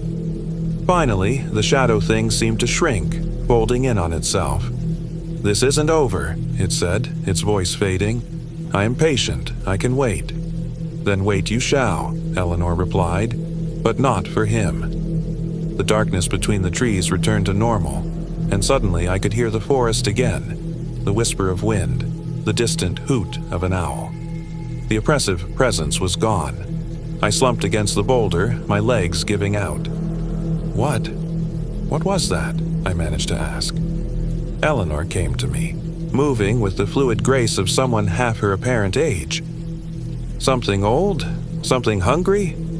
She helped me to my feet with surprising strength. "And now, something angry. It said you introduced us. What did it mean?" She wouldn't meet my eyes. I needed to know if it was still here, if it was still hunting. She tapped the figurine in my hand. These were how my grandmother taught me to check. If it takes the bait... Understanding dawned, cold and horrifying. "You used me as bait? You put my blood on this thing to what? Draw it out?" "To confirm what I feared," she said, and at least she had the decency to look ashamed. "I'm sorry. I needed to be sure. I wanted to be angry, but I was too exhausted, too frightened. Is it gone now?" "For tonight. The binding I used will hold until dawn." She took my arm. "But we need to move. Once the sun rises, it will hunt again." "What is the binding? How does any of this work?" I asked as she led me back to my campsite. "Questions later. Pack now." I didn't argue. I broke camp with Eleanor's help, stuffing things haphazardly into my backpack. She seemed to be in a hurry, constantly glancing at the eastern horizon as if worried about how much time we had left. "Where are we going?" I asked as I shouldered my pack. My cabin. It's not far. She pointed to a trail I hadn't noticed before, barely visible in the pre-dawn light. Hurry, it knows your blood now. It won't give up easily. We hiked in silence as the sky gradually lightened. Eleanor moved with surprising speed for someone her age, never pausing for rest. The trail she led me along wasn't on any of my maps. A narrow, overgrown path that twisted through the forest in ways that seemed to defy the landscape's natural contours. "This doesn't make sense," I said after we'd been walking for maybe an hour. "We should have hit the Carrigain Notch Trail by now." "We're not on your hiking trails," Eleanor replied without slowing. "This is an old way, my family's way." I wanted to press her for more information, but something in her tone discouraged questions. We continued in silence as the forest grew brighter around us, morning mist rising from the ground in ghostly tendrils. Eventually, the trees thinned, and we emerged into a small meadow. In its center stood a cabin that looked like it had grown organically from the forest floor. Weathered gray wood with a moss-covered roof, smoke curling from a stone chimney. A small garden plot stood to one side, and what looked like animal pelts were stretched on frames near the door. "Home?" Eleanor said simply, leading me toward it. The interior of the cabin was a single large room with a loft above. It was cluttered but clean, filled with an eclectic collection of items that spoke of a life lived close to the land.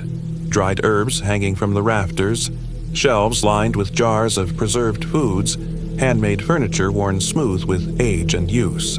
A fire burned in a large stone hearth, casting wavering light over everything. "Sit," Eleanor commanded, pointing to a chair by the fire. As I sank into it gratefully, she busied herself at a small kitchen area, returning moments later with 2 steaming mugs. She handed one to me. "Drink. It will help with the shock." The liquid was dark and bitter, with an undertone of sweetness and unfamiliar spices. I sipped it cautiously, then more deeply as warmth spread through my chest. "What happens now?" I asked after the silence had stretched too long. Eleanor settled into a chair opposite me, her bright eyes studying my face. "Now you listen, and you believe what I tell you, because your life depends on it." I nodded, too exhausted to argue. "What you encountered is known by many names, as I said before. My grandmother called it the Hungry Shadow. The colonists had other names for it. None of them matter." She took a sip from her mug. "What matters is that it's ancient. It's powerful, and it wants something from you. It said it wanted company." Eleanor's expression darkened. "Yes, that's how it begins. It's lonely. That much is true. The Abenaki understood how to live with it, how to appease it with offerings and stories. But then they were driven out, and the knowledge was lost." She leaned forward. "It takes people, William. Not their bodies, their essence, their stories, their memories. It consumes them bit by bit until there's nothing left but an empty shell that still walks and talks." A chill ran down my spine despite the warmth of the fire. "Why did you use me to draw it out?" She had the grace to look ashamed again. I needed to confirm it was still active. There have been disappearances, hikers gone missing, but no bodies found. She set down her mug. "My family has watched over this area for generations, keeping the old packs, maintaining the wards that keep it contained to certain parts of the forest. But I'm the last one left. My children wanted nothing to do with the old ways. They moved to cities, normal lives."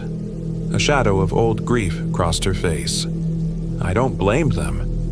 "So you're some kind of... what? Guardian?" "Caretaker might be a better word. My family made promises long ago. We've kept them as best we could." I remembered what the creature had said. "Eleanor cannot help you. Her kind is dying." It seemed to know you, to fear you even. A thin smile crossed her face. "Fear? No. But it respects the old boundaries, the old agreements. At least it has until now." She looked troubled. "It's growing bolder, hungrier. What does it want from me specifically?" "You're alone," she said simply. "Isolated. vulnerable, perfect prey. She gave me a penetrating look. And you're carrying pain, aren't you? Old wounds that haven't healed. It smells like a shark smells blood. I flinched. How could she know about my divorce, my anxiety, the emptiness that had driven me out here in the first place? The good news, she continued, is that you can leave. Return to your life. The connection it has through your blood is strong but limited by distance. If you go far enough away, it won't be able to follow. And the bad news? It doesn't give up easily. It might send dreams, visions, try to lure you back. She reached across and tapped the bone figurine I still held. Keep this with you. It will help blur the connection, make it harder for the thing to find your mind. I stared down at the unsettling carving. What if I don't want to just run away? What if I want to help somehow? Eleanor's eyes widened in surprise, then narrowed with something like respect. Brave words, but this isn't your fight. You said yourself you're the last of your family. What happens when... I trailed off, not wanting to be crass. When I die, she finished bluntly. Then the pacts will weaken, the boundaries will blur, and it will feed more freely. She sighed heavily. I've tried to find someone to pass the knowledge to. No one stays, no one believes. A thought occurred to me. Is that why you were out there, looking for someone to take your place? She gave me a long, measuring look. Perhaps. But not everyone is suited to this life. She gestured around the cabin. It's lonely, isolated.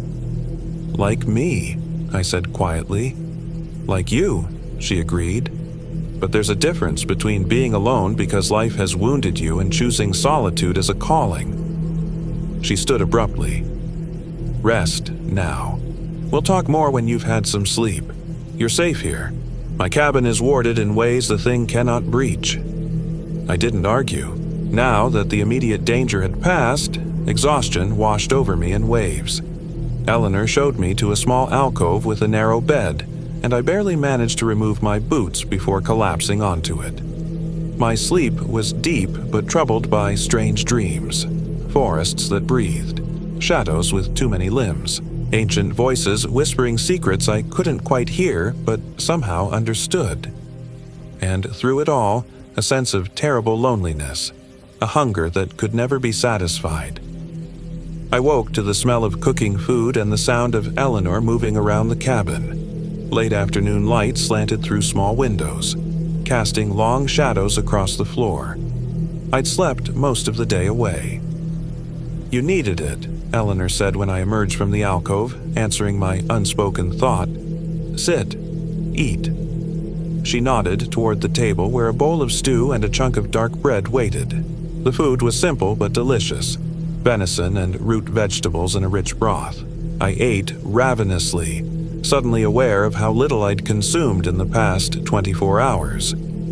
I've been thinking, Eleanor said as she sat across from me with her own bowl, about what happens when I'm gone. I paused with my spoon halfway to my mouth. And I think perhaps you were sent here for a reason. She held up a hand as I started to protest. Not by any god or fate, I have no time for such notions, but by your own needs, which align with mine. I don't understand. You came to these woods seeking something, didn't you? Not just a hiking trip, something deeper. I set down my spoon, uncomfortable with how easily she seemed to read me. My therapist thought it would help with my anxiety. Getting back to nature, or something like that. Eleanor snorted. Therapy. They have names for everything these days, don't they? But no pills or talking cures for the real sickness. She tapped her chest. The emptiness, the disconnection. What are you suggesting? Stay, she said simply. Learn from me. Take up the work when I'm gone. I stared at her, certain she was joking. Stay? Here? As what? Your apprentice? If you want to call it that, she shrugged. I'm offering you purpose, William. Something real. Something necessary. I have a job, an apartment, a life. Do you? Her gaze was uncomfortably direct. Or do you have routines that fill the time between sleeping and waking? Distractions that keep you from looking too deeply at the emptiness? Her words hit with the force of truth. What was waiting for me back in Boston? Days spent coding in a cubicle, evenings alone in my sterile apartment, weekends that stretched out endlessly with nothing but streaming services and takeout to fill them. No real friends since the divorce. No family nearby. Nothing that would truly miss my presence. I don't know anything about any of this. I gestured vaguely, encompassing the cabin, the forest, the supernatural threat lurking within it. You can learn, if you're willing. She stood and moved to a trunk in the corner, returning with a leather-bound book. My grandmother's journal, and her grandmother's before her. The knowledge is here. It just needs someone to use it. I looked at the book, then back at her face, lined with age but filled with quiet certainty. Why me? Because you came. Because you listened. Because you saw what's out there and didn't immediately run away or try to explain it away. She pushed the book toward me. And because there's no one else. I didn't take the book. Not yet. What would it involve exactly? This caretaking. Maintaining the wards, knowing the old ways, keeping the hunger contained. She gestured toward the windows, toward the forest beyond. Living on the boundary between worlds and making sure the boundaries hold. And if I say no, then I'll guide you safely out of these woods tomorrow, and you can return to your life. She said it without judgment, but I could hear the resignation in her voice. She'd made this offer before, I realized, and been refused. I looked around the cabin, rustic but comfortable, filled with evidence of a life lived deliberately, with purpose. Then I thought of my apartment in the city, sterile and interchangeable, containing nothing that couldn't be replaced in an afternoon's shopping. Can I think about it? Eleanor nodded. Until morning. Then I need to know your choice. The rest of the evening passed in surprisingly comfortable silence. Eleanor busied herself with small tasks around the cabin while I leafed through her grandmother's journal. The writing was dense and often cryptic, interspersed with drawings of symbols and maps of the surrounding wilderness. Much of it made little sense to me, but I was struck by the dedication evident in every page, the careful observations, the meticulous records spanning decades. As night fell, Eleanor built up the fire and made tea. We sat together in the firelight, two strangers connected by an encounter with something beyond ordinary understanding. If I stayed, I said finally, breaking the silence, would I ever be able to leave? To visit the outside world? Of course, the duty is to this place, but it doesn't require constant presence. My grandmother used to go to Conway once a month for supplies. She smiled slightly. These days there's internet in Lincoln. Slow, but it works. You wouldn't be completely cut off. That surprised me. You have internet? She pointed to a small solar setup I hadn't noticed before. I'm old, not primitive. I order supplies online, pay bills, even watch Netflix sometimes. Her smile widened at my expression. What did you expect? Animal skins and stone tools? I laughed, the sound strange in my own ears after so much tension. I guess I did. The old ways and the new can coexist, she said, serious again. That's part of the caretaking, too. Adapting, surviving, ensuring the knowledge continues even as the world changes. I nodded slowly, my decision crystallizing. The emptiness I'd felt for so long, the disconnection that had driven me to these woods in the first place. Perhaps this was the answer. Not a temporary escape, but a new purpose. A life with meaning. I'll stay, I said, the words emerging with surprising certainty. At least long enough to learn, to understand what this is all about. Eleanor's face showed no triumph, only quiet satisfaction. Good, we'll begin tomorrow.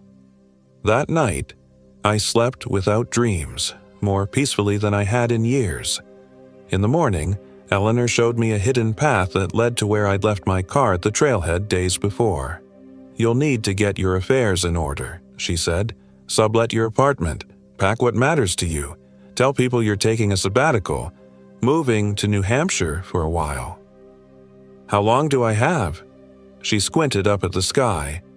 "It's weakened now. It will need time to recover its strength. A month should be safe." She handed me a small pouch. "Keep this with you. It will blur your trail, make it harder for it to find you if it tries to reach for your mind."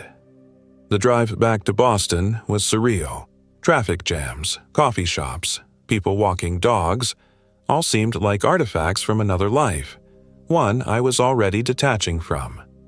I kept checking my rearview mirror, half expecting to see impossible shadows stretching across the highway behind me. I gave notice at my job, claiming a mental health sabbatical. My boss was surprisingly understanding. Apparently, I'd looked burnt out for months. I sublet my apartment to a colleague's cousin, packed my essential belongings into my SUV, and tied up the loose ends of my urban existence with surprising ease. It was as if I'd been prepared to leave it all behind for a long time, just waiting for the right reason. The small bone figurine stayed in my pocket throughout, a constant reminder that what I'd experienced was real. Sometimes at night, I thought I could hear whispering when I held it, fragments of stories in languages I didn't understand but somehow recognized on some primal level. I returned to Eleanor's cabin exactly 4 weeks after I'd left.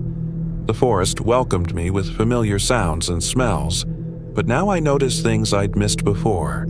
Patterns in the arrangement of certain trees, subtle markers carved into rocks along the path, the way the birds fell silent in certain areas. Eleanor was waiting for me on the porch, as if she'd known the exact moment I would arrive. Perhaps she had. "You came back," she said, no surprise in her voice. "I said I would." She nodded once, then turned and entered the cabin. Then we begin. My education started that very afternoon. Eleanor was a demanding teacher with little patience for questions she deemed irrelevant.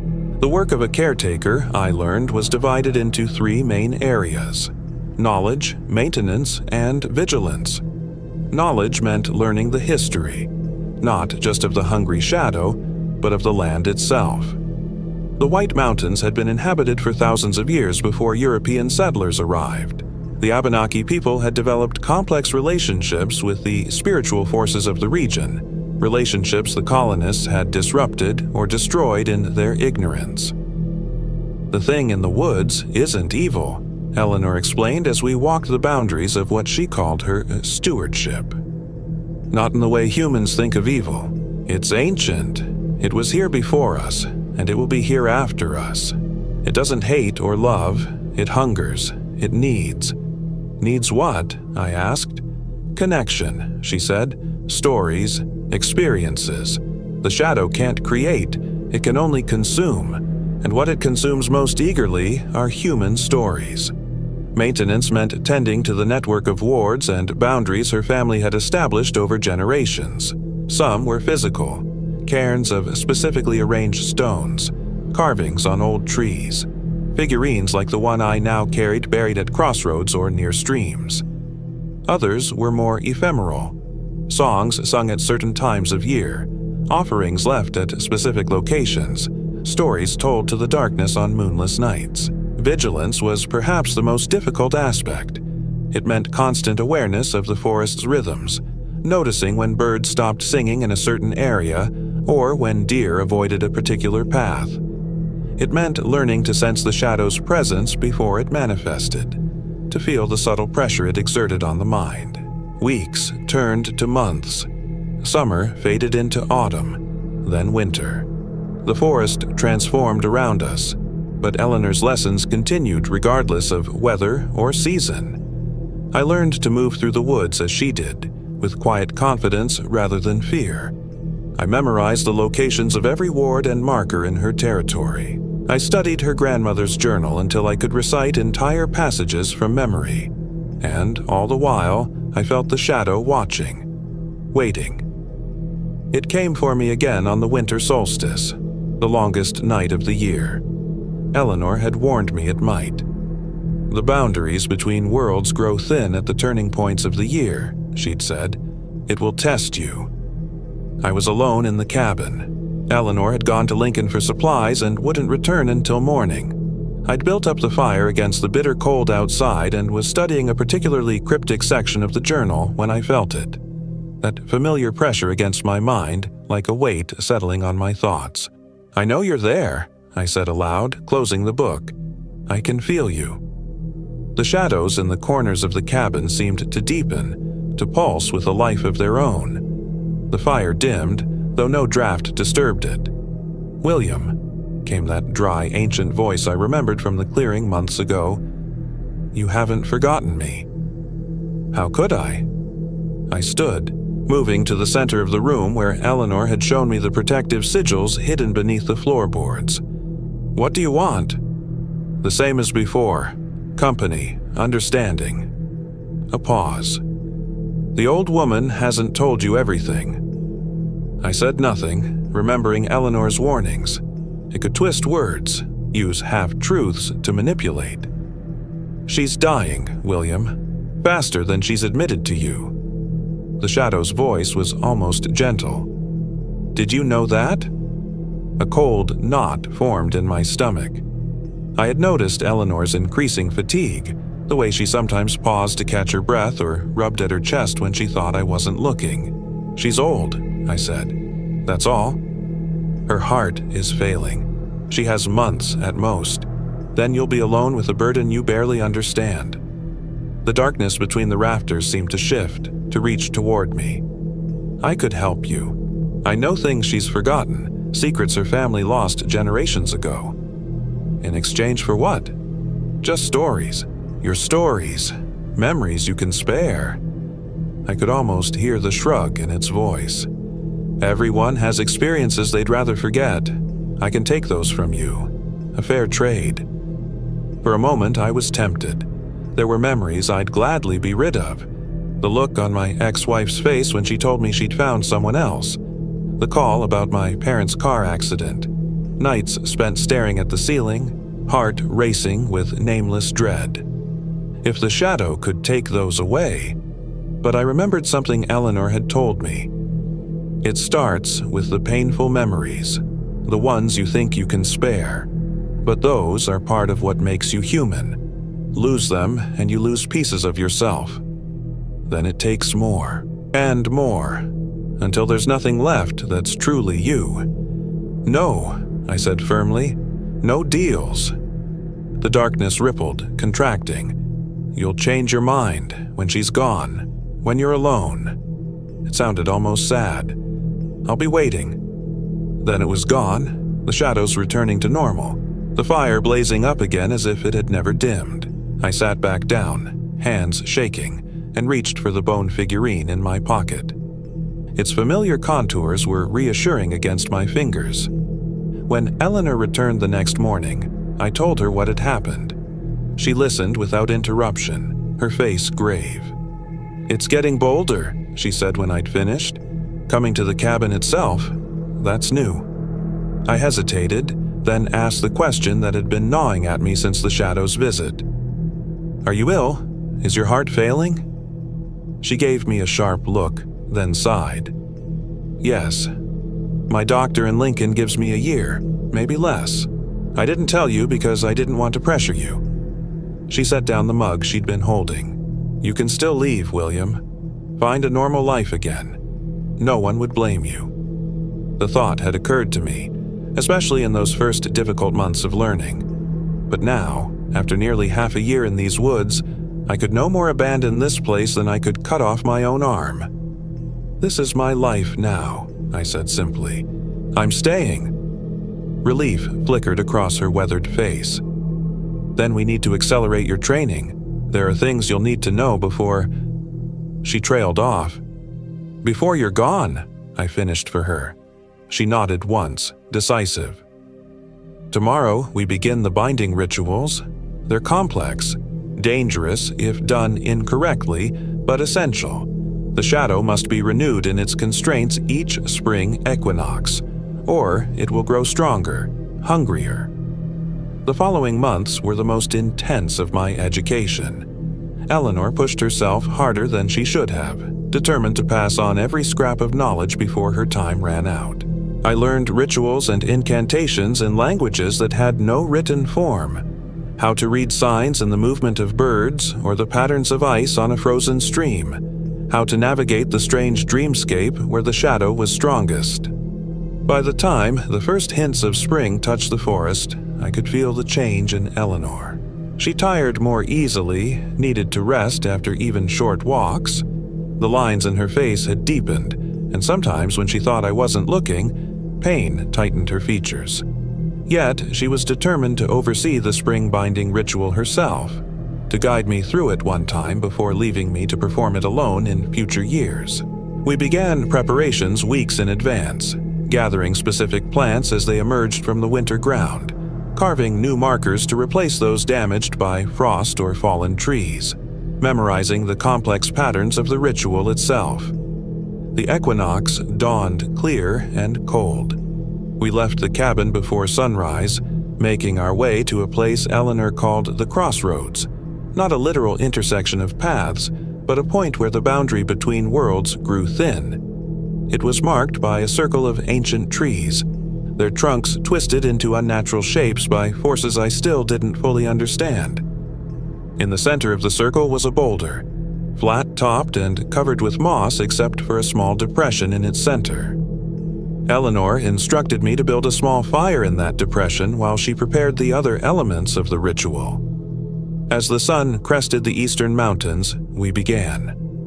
Eleanor's voice, normally hobbled by age, grew strong as she recited words in a language that made my ears hurt if I tried to focus too closely on their meaning. I followed her lead, repeating phrases, arranging objects in patterns only she fully understood, feeding the fire with bundles of herbs that sent sweet-smelling smoke into the morning air. The ritual took hours. By midday, I could feel something gathering around us, a pressure similar to what I felt when the shadow was near, but diffuse, spread throughout the forest rather than concentrated in one location. The air seemed to thicken, to vibrate with potential energy. Eleanor's face was pale with exertion, but her eyes burned with intensity as she guided me through the final stages. I added the last bundle of herbs to the fire, which flared up with unnatural blue flames. The smoke formed shapes that shouldn't have been possible, spiraling patterns that seemed to connect with invisible threads reaching out into the forest. "Now," Eleanor whispered, her voice suddenly weak.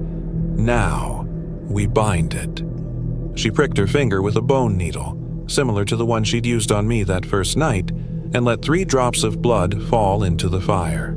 Then she handed the needle to me. I didn't hesitate, piercing my own finger and adding my blood to hers.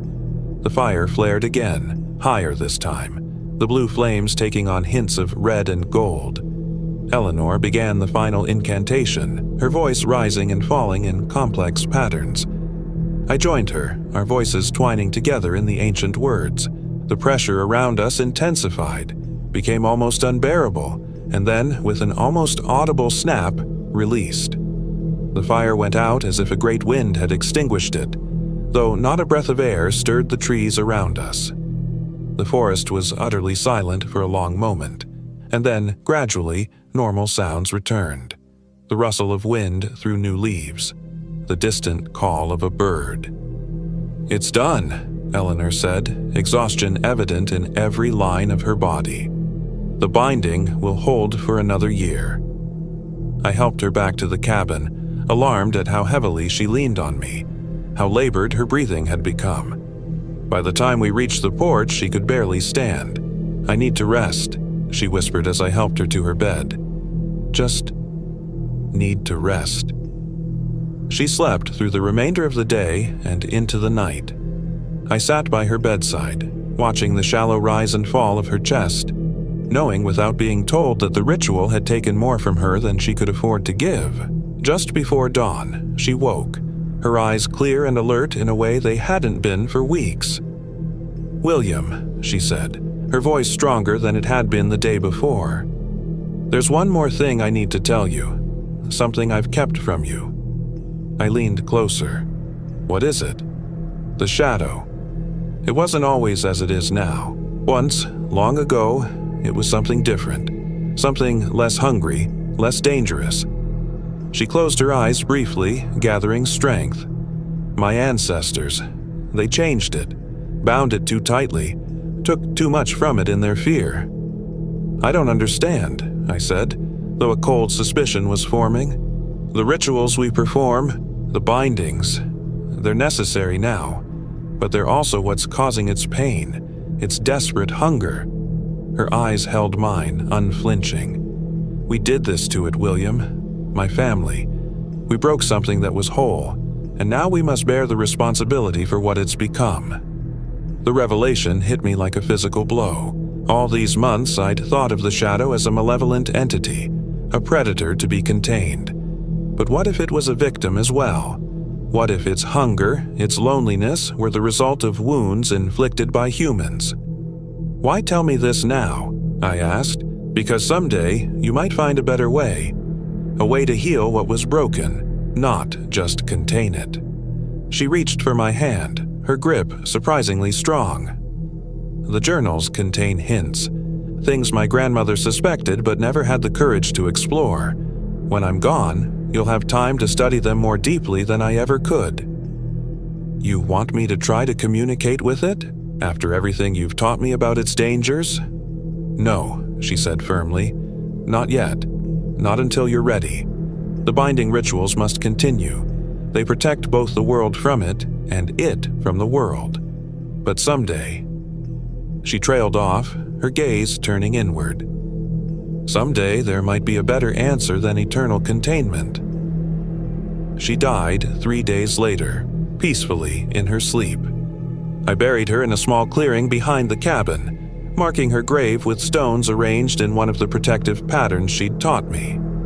I carved her name into the largest stone, Eleanor Thorne, guardian of the boundaries, though I had never known her last name while she lived.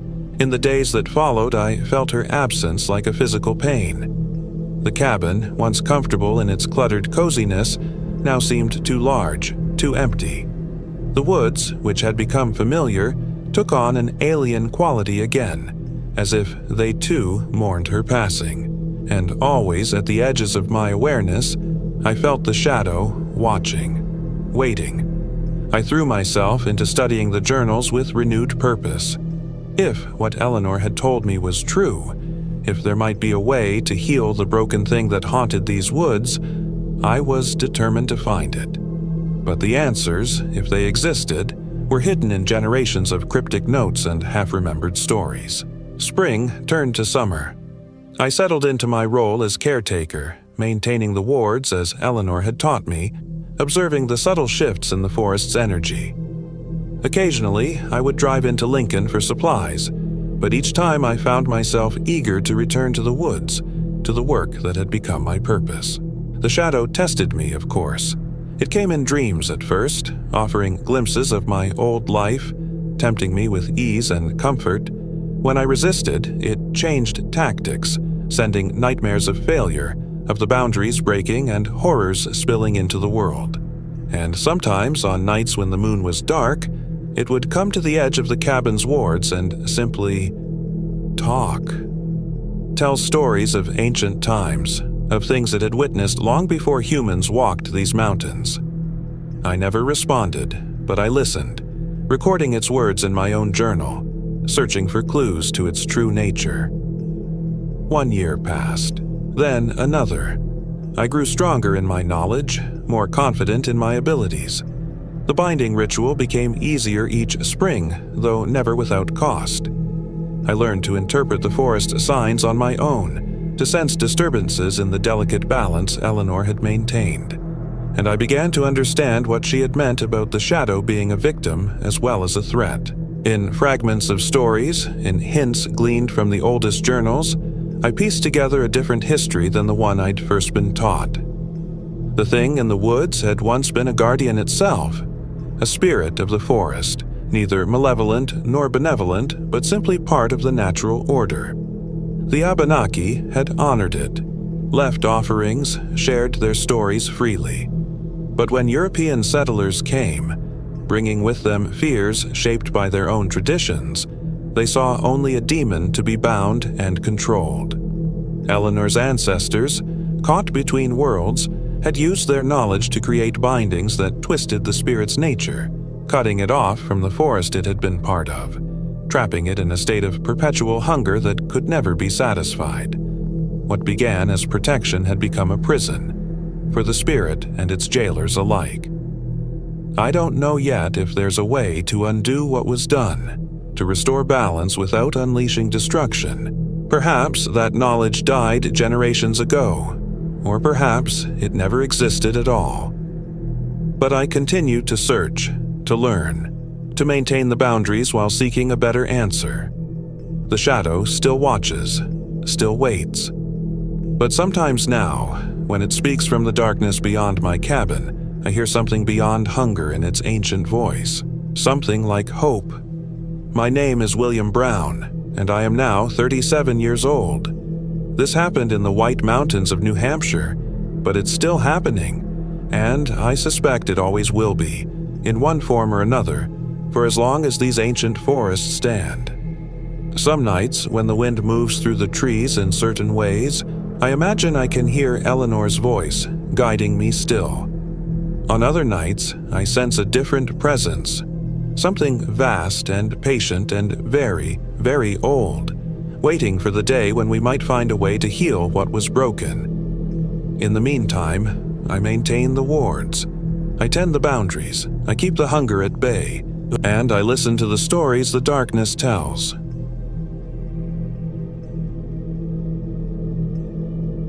My name is Michael Williams, and I am 34 years old. This happened in the White Mountains of New Hampshire last October, when the leaves had just begun to fall and the air carried that distinct autumn chill that makes you pull your jacket tighter around your shoulders. I had been planning this solo hiking trip for months. After my divorce was finalized in the spring, I needed something to look forward to, something that would challenge me physically while giving me the space to process everything that had happened. My therapist thought it was a good idea. Controlled isolation in nature as a form of exposure therapy for my growing agoraphobia that had developed after spending too many months barely leaving my apartment. The trip would take me through a 10-mile stretch of the less traveled eastern side of the White Mountains, culminating at Lonesome Mountain, a fitting name for my journey of solitary reflection. I had researched the trail thoroughly, downloaded offline maps, and packed enough supplies for 5 days, even though I planned to complete the hike in 3. Better safe than sorry, especially when going solo. The first day went exactly according to plan. The trailhead parking lot near Bretton Woods was nearly empty when I arrived early Thursday morning. Only 2 other cars were parked there, a good sign that I would have the peaceful solitude I was seeking. The weather was perfect for hiking, cool but not cold, with high clouds that diffused the sunlight pleasantly across the forest floor. The trail was well marked at first, and I made good time, covering nearly 7 miles before setting up camp in a small clearing. That night, I built a modest fire, heated some freeze-dried pasta, and settled in with my journal. The sounds of the forest were comforting, the occasional rustle of nocturnal animals, the soft whisper of wind through the trees. For the first time in months, I felt the knot in my chest begin to loosen. Maybe this trip was exactly what I needed. I was awakened in the middle of the night by the sound of twigs snapping nearby. Living in Boston for the past decade had made me forget how dark it gets in the wilderness. I couldn't see anything beyond the dying embers of my fire. I fumbled for my flashlight and swept the beam in a circle around my campsite. Nothing. "Hello?" I called out, immediately regretting breaking the silence. My voice sounded small and vulnerable in the vastness of the forest. No response came, but the snapping sound stopped. Probably just a deer, I told myself as I tried to fall back asleep. But sleep didn't come easily. I couldn't shake the feeling that something was watching me from just beyond the reach of my flashlight. The second day dawned misty and gray.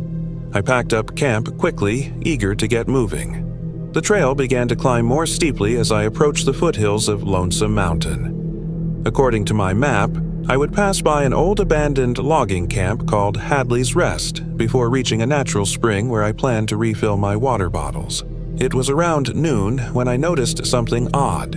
The trail markers had become less frequent, and the path itself seemed less defined. I checked my phone's GPS, but the signal was weak, showing me only a general location that didn't quite match my paper map. Still, I was confident I was headed in the right direction. The topo lines on my map showed I should reach Hadley's Rest within another mile or so. An hour later, I still hadn't found the logging camp. The mist had thickened into a light fog, reducing visibility and giving the forest an otherworldly quality. Trees loomed out of the grayness like sentinels, their branches reaching out like gnarled fingers. The silence was oppressive. No birdsong, no rustling leaves, just the soft crunch of my boots on the forest floor. I checked my watch. 2:14 p.m. I should have reached the spring by now. I took out my phone again, but the battery had drained from 60% to 15% in less than an hour. That wasn't normal. I switched it to airplane mode to conserve what little power remained and pulled out my compass. The needle spun lazily, not settling in any particular direction. I tapped it, thinking it might be stuck, but it continued to rotate slowly as if confused. A chill that had nothing to do with the temperature ran down my spine. Compasses don't just stop working. I took a deep breath, fighting down the first flutter of panic. I was an experienced hiker. I had a paper map. Even without technology, I could navigate by the position of the sun, except the fog had thickened to the point where I couldn't tell which direction the sun was coming from. Keep moving, I told myself. The trail has to lead somewhere. Another hour passed, and the fog showed no signs of lifting. The trees seemed to grow closer together, the undergrowth thicker. I was certain I was still on a trail, but it didn't look like the well-maintained path I had started on. My legs were beginning to ache, and my water supply was running lower than it should have been at this point in the day. Then I saw it, a structure emerging from the mist. Weathered gray wood, a slumped roof, broken windows like empty eye sockets. Hadley's Rest. Relief flooded through me, but it was short-lived. According to my map, I should have passed this place hours ago. I approached cautiously. The old logging camp consisted of 3 small buildings arranged in a rough semicircle. The largest was probably the main bunkhouse, with a smaller cookhouse beside it, and what might have been a storage shed or office at the far end. All 3 buildings were in advanced stages of decay, with sections of roof missing and walls leaning at precarious angles. "Hello," I called out, not really expecting an answer but feeling the need to announce my presence anyway. My voice seemed to be swallowed by the fog. The silence that followed was broken by a sound that made my blood run cold. A low, keening wail that seemed to come from everywhere and nowhere at once. It rose in pitch, becoming almost human in its anguish before fading away. Wind. It had to be the wind moving through the damaged buildings. What else could it be? Despite my exhaustion, I didn't want to stay at Hadley's Rest. Something about the place felt wrong. But the fog was getting thicker and daylight was fading. Setting up camp in the dark while potentially lost wasn't a good idea. Reluctantly, I decided to spend the night in the most intact corner of the bunkhouse, where at least I'd have some shelter if it rained. I cleared a space on the wooden floor, removing rotted leaves and debris. The interior of the bunkhouse smelled of damp and decay, with an underlying odor I couldn't quite identify. Something almost sweet but unpleasant, like meat gone slightly bad. I tried to ignore it as I unrolled my sleeping bag and set up my small camping stove to heat water for dinner. As darkness fell, the fog pressed against the broken windows like a living thing, seeping through the cracks in the walls. I finished my meal quickly and settled into my sleeping bag, using my headlamp to write in my journal. The entries from the previous day seemed to belong to a different person. Optimistic, peaceful reflections on solitude and healing. Tonight, my hand trembled slightly as I wrote about the fog, the malfunctioning compass, and the strange wailing sound. I was just about to turn off my headlamp when I heard it again. That same keening wail, but closer this time. Much closer. It started low, then rose to a pitch that made me cover my ears. Then it stopped abruptly, leaving only the hammering of my heart in the silence. Something scratched at the wall outside, a light dragging sound like fingernails on wood. It moved slowly around the perimeter of the bunkhouse, pausing occasionally as if listening. I froze, hardly daring to breathe. The scratching stopped at the door, which I had propped shut with a broken chair leg. The door handle rattled. I stared in horror as the chair leg began to slide across the floor, pushed by the pressure on the door. Without thinking, I lunged forward and threw my weight against the door, pushing the chair leg back into place. The pressure on the other side increased. Whatever was out there wanted in. "Who's there?" I shouted, desperation making my voice crack. "What do you want?" The pressure suddenly ceased. The silence that followed was somehow worse than the scratching. I stood with my back against the door, straining to hear any sound of movement outside. Minutes passed. Nothing. Slowly, I backed away from the door, keeping my eyes fixed on it. I grabbed my hiking poles, holding one like a weapon. Sleep was out of the question now.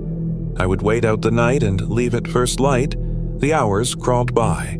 Occasionally, I heard movement outside, soft footsteps circling the bunkhouse, that strange scratching sound, and once a sound like quiet sobbing that made the hair on my arms stand on end. But nothing tried to enter again. When the first gray light of dawn filtered through the fog, I was still awake, still clutching my hiking pole. My eyes burned with fatigue and my muscles ached from holding the same tense position for hours. But I was alive. I had survived the night. I packed quickly, eager to put Hadley's Rest behind me. The fog was still thick outside, but not as impenetrable as it had been the previous evening. I studied my map again, trying to orient myself.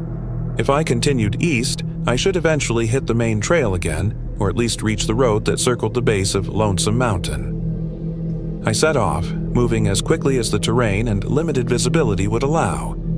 After about an hour of hiking, the fog began to thin slightly, and I caught glimpses of a steep ridge rising to my left. That had to be the eastern face of Lonesome Mountain, which meant I was heading in roughly the right direction. My relief was short-lived. As the fog receded, I began to notice things, unnatural things in the forest around me. At first, it was just small items hanging from tree branches. Bits of colored string, small bundles of twigs bound together, fragments of what looked like animal bones. Trail markers left by other hikers, perhaps, but they didn't match any trail marking system I was familiar with. Then I saw the first doll. It was crude, made from what appeared to be dark hair wrapped around a framework of small sticks, with buttons for eyes and a red thread making a grotesque smile. It hung from a low branch, turning slightly in the breeze. I stopped in my tracks, staring at it. Who would leave something like this in the middle of the forest? I quickened my pace, trying to ignore the increasing number of strange objects appearing in the trees around me. More dolls, larger bundles of sticks arranged in complex patterns, animal skulls with symbols carved into them. The forest floor was no longer covered just with leaves and undergrowth, but dotted with small circles of stones, inside which various items were carefully arranged: feathers, bones, more bundles of hair. I was in someone's territory, someone who didn't want visitors. The sound came again, that keening wail that had haunted me through the night at Hadley's Rest. But this time, it was answered by another wail from a different direction, then another, and another. The forest was suddenly alive with those terrible sounds, surrounding me, closing in. I broke into a run, no longer caring about following a trail or maintaining a direction. I just needed to get away from those sounds. Branches whipped at my face, roots threatened to trip me, but fear drove me forward. I don't know how long I ran before I burst out of the trees into a small clearing dominated by a massive, lightning-struck oak. The ancient tree was split down the middle, its two halves splayed open like the pages of a book, creating a sort of natural doorway. The ground around it was bare earth arranged in a perfect circle, with not a single leaf or blade of grass within its border. And standing in front of the split oak was a woman. At least, I thought it was a woman at first glance. She was tall and thin, dressed in what appeared to be layers of tattered clothing that might once have been hiking gear. Her hair was a wild tangle of gray and black, hanging past her waist. But as she turned to face me, I realized with rising horror that something was terribly wrong with her face. Her skin was unnaturally pale and stretched tight over sharp cheekbones. Her eyes were too large, too dark, and didn't seem to blink. Her mouth was frozen in a wide smile that showed too many teeth. "Are you lost, traveler?" Her voice was surprisingly melodic, though there was an underlying rasp to it, like dead leaves scraping across pavement. I couldn't speak. My throat had closed up with terror. "No need to answer," she continued, taking a step toward me. "I can see that you are. They all are, when they find their way to the Widow Blackwood." The name sent a jolt through me. Widow Blackwood. Where had I heard that before? Then it came to me. A local legend mentioned briefly in one of the hiking guides I'd read. The Widow Blackwood was supposedly a woman who had gone mad with grief after losing her husband and children to disease in the early 1800s. She had fled into the White Mountains and, according to the stories, made a pact with something ancient that dwelt there, becoming neither fully human nor fully spirit. But that was just a story, a local folktale to scare children and entertain tourists. The thing calling itself Widow Blackwood took another step toward me. "You're tired, aren't you? Hungry? Lost and afraid?" Her smile widened impossibly further. "I can help you. I help all the lost ones who find their way to me." "I'm not lost," I finally managed to say, my voice hardly more than a whisper. "I just took a wrong turn. I'm heading back to the main trail now." She laughed, a sound like breaking glass. "There is no main trail anymore, traveler. Not for you. You crossed the boundary yesterday when you entered the fog. You're in my domain now." I took a step backward. "What do you want from me?" "Want?" She tilted her head at an unnatural angle. "I want to help you. I'm so very lonely here. You see, it's been weeks since my last visitor. And he?" She gestured toward the split oak. "He wasn't very good company in the end." I followed her gesture and noticed for the first time that there was someone, slumped at the base of the tree. A backpack, hiking boots, a human form covered in a layer of what looked like gray moss or fungus. I turned to run, but she was suddenly much closer, her cold hand gripping my arm. Her strength was incredible, her fingers digging into my flesh like steel hooks. "Don't be rude," she hissed, her breath smelling of rotting leaves and something metallic. "I've prepared a place for you. You'll be much more comfortable than poor Mr. Thomas over there. He fought too much, you see, but you won't fight, will you, Michael?" She knew my name. How did she know my name? The fog was closing in again, thicker than before, swirling around us in unnatural patterns.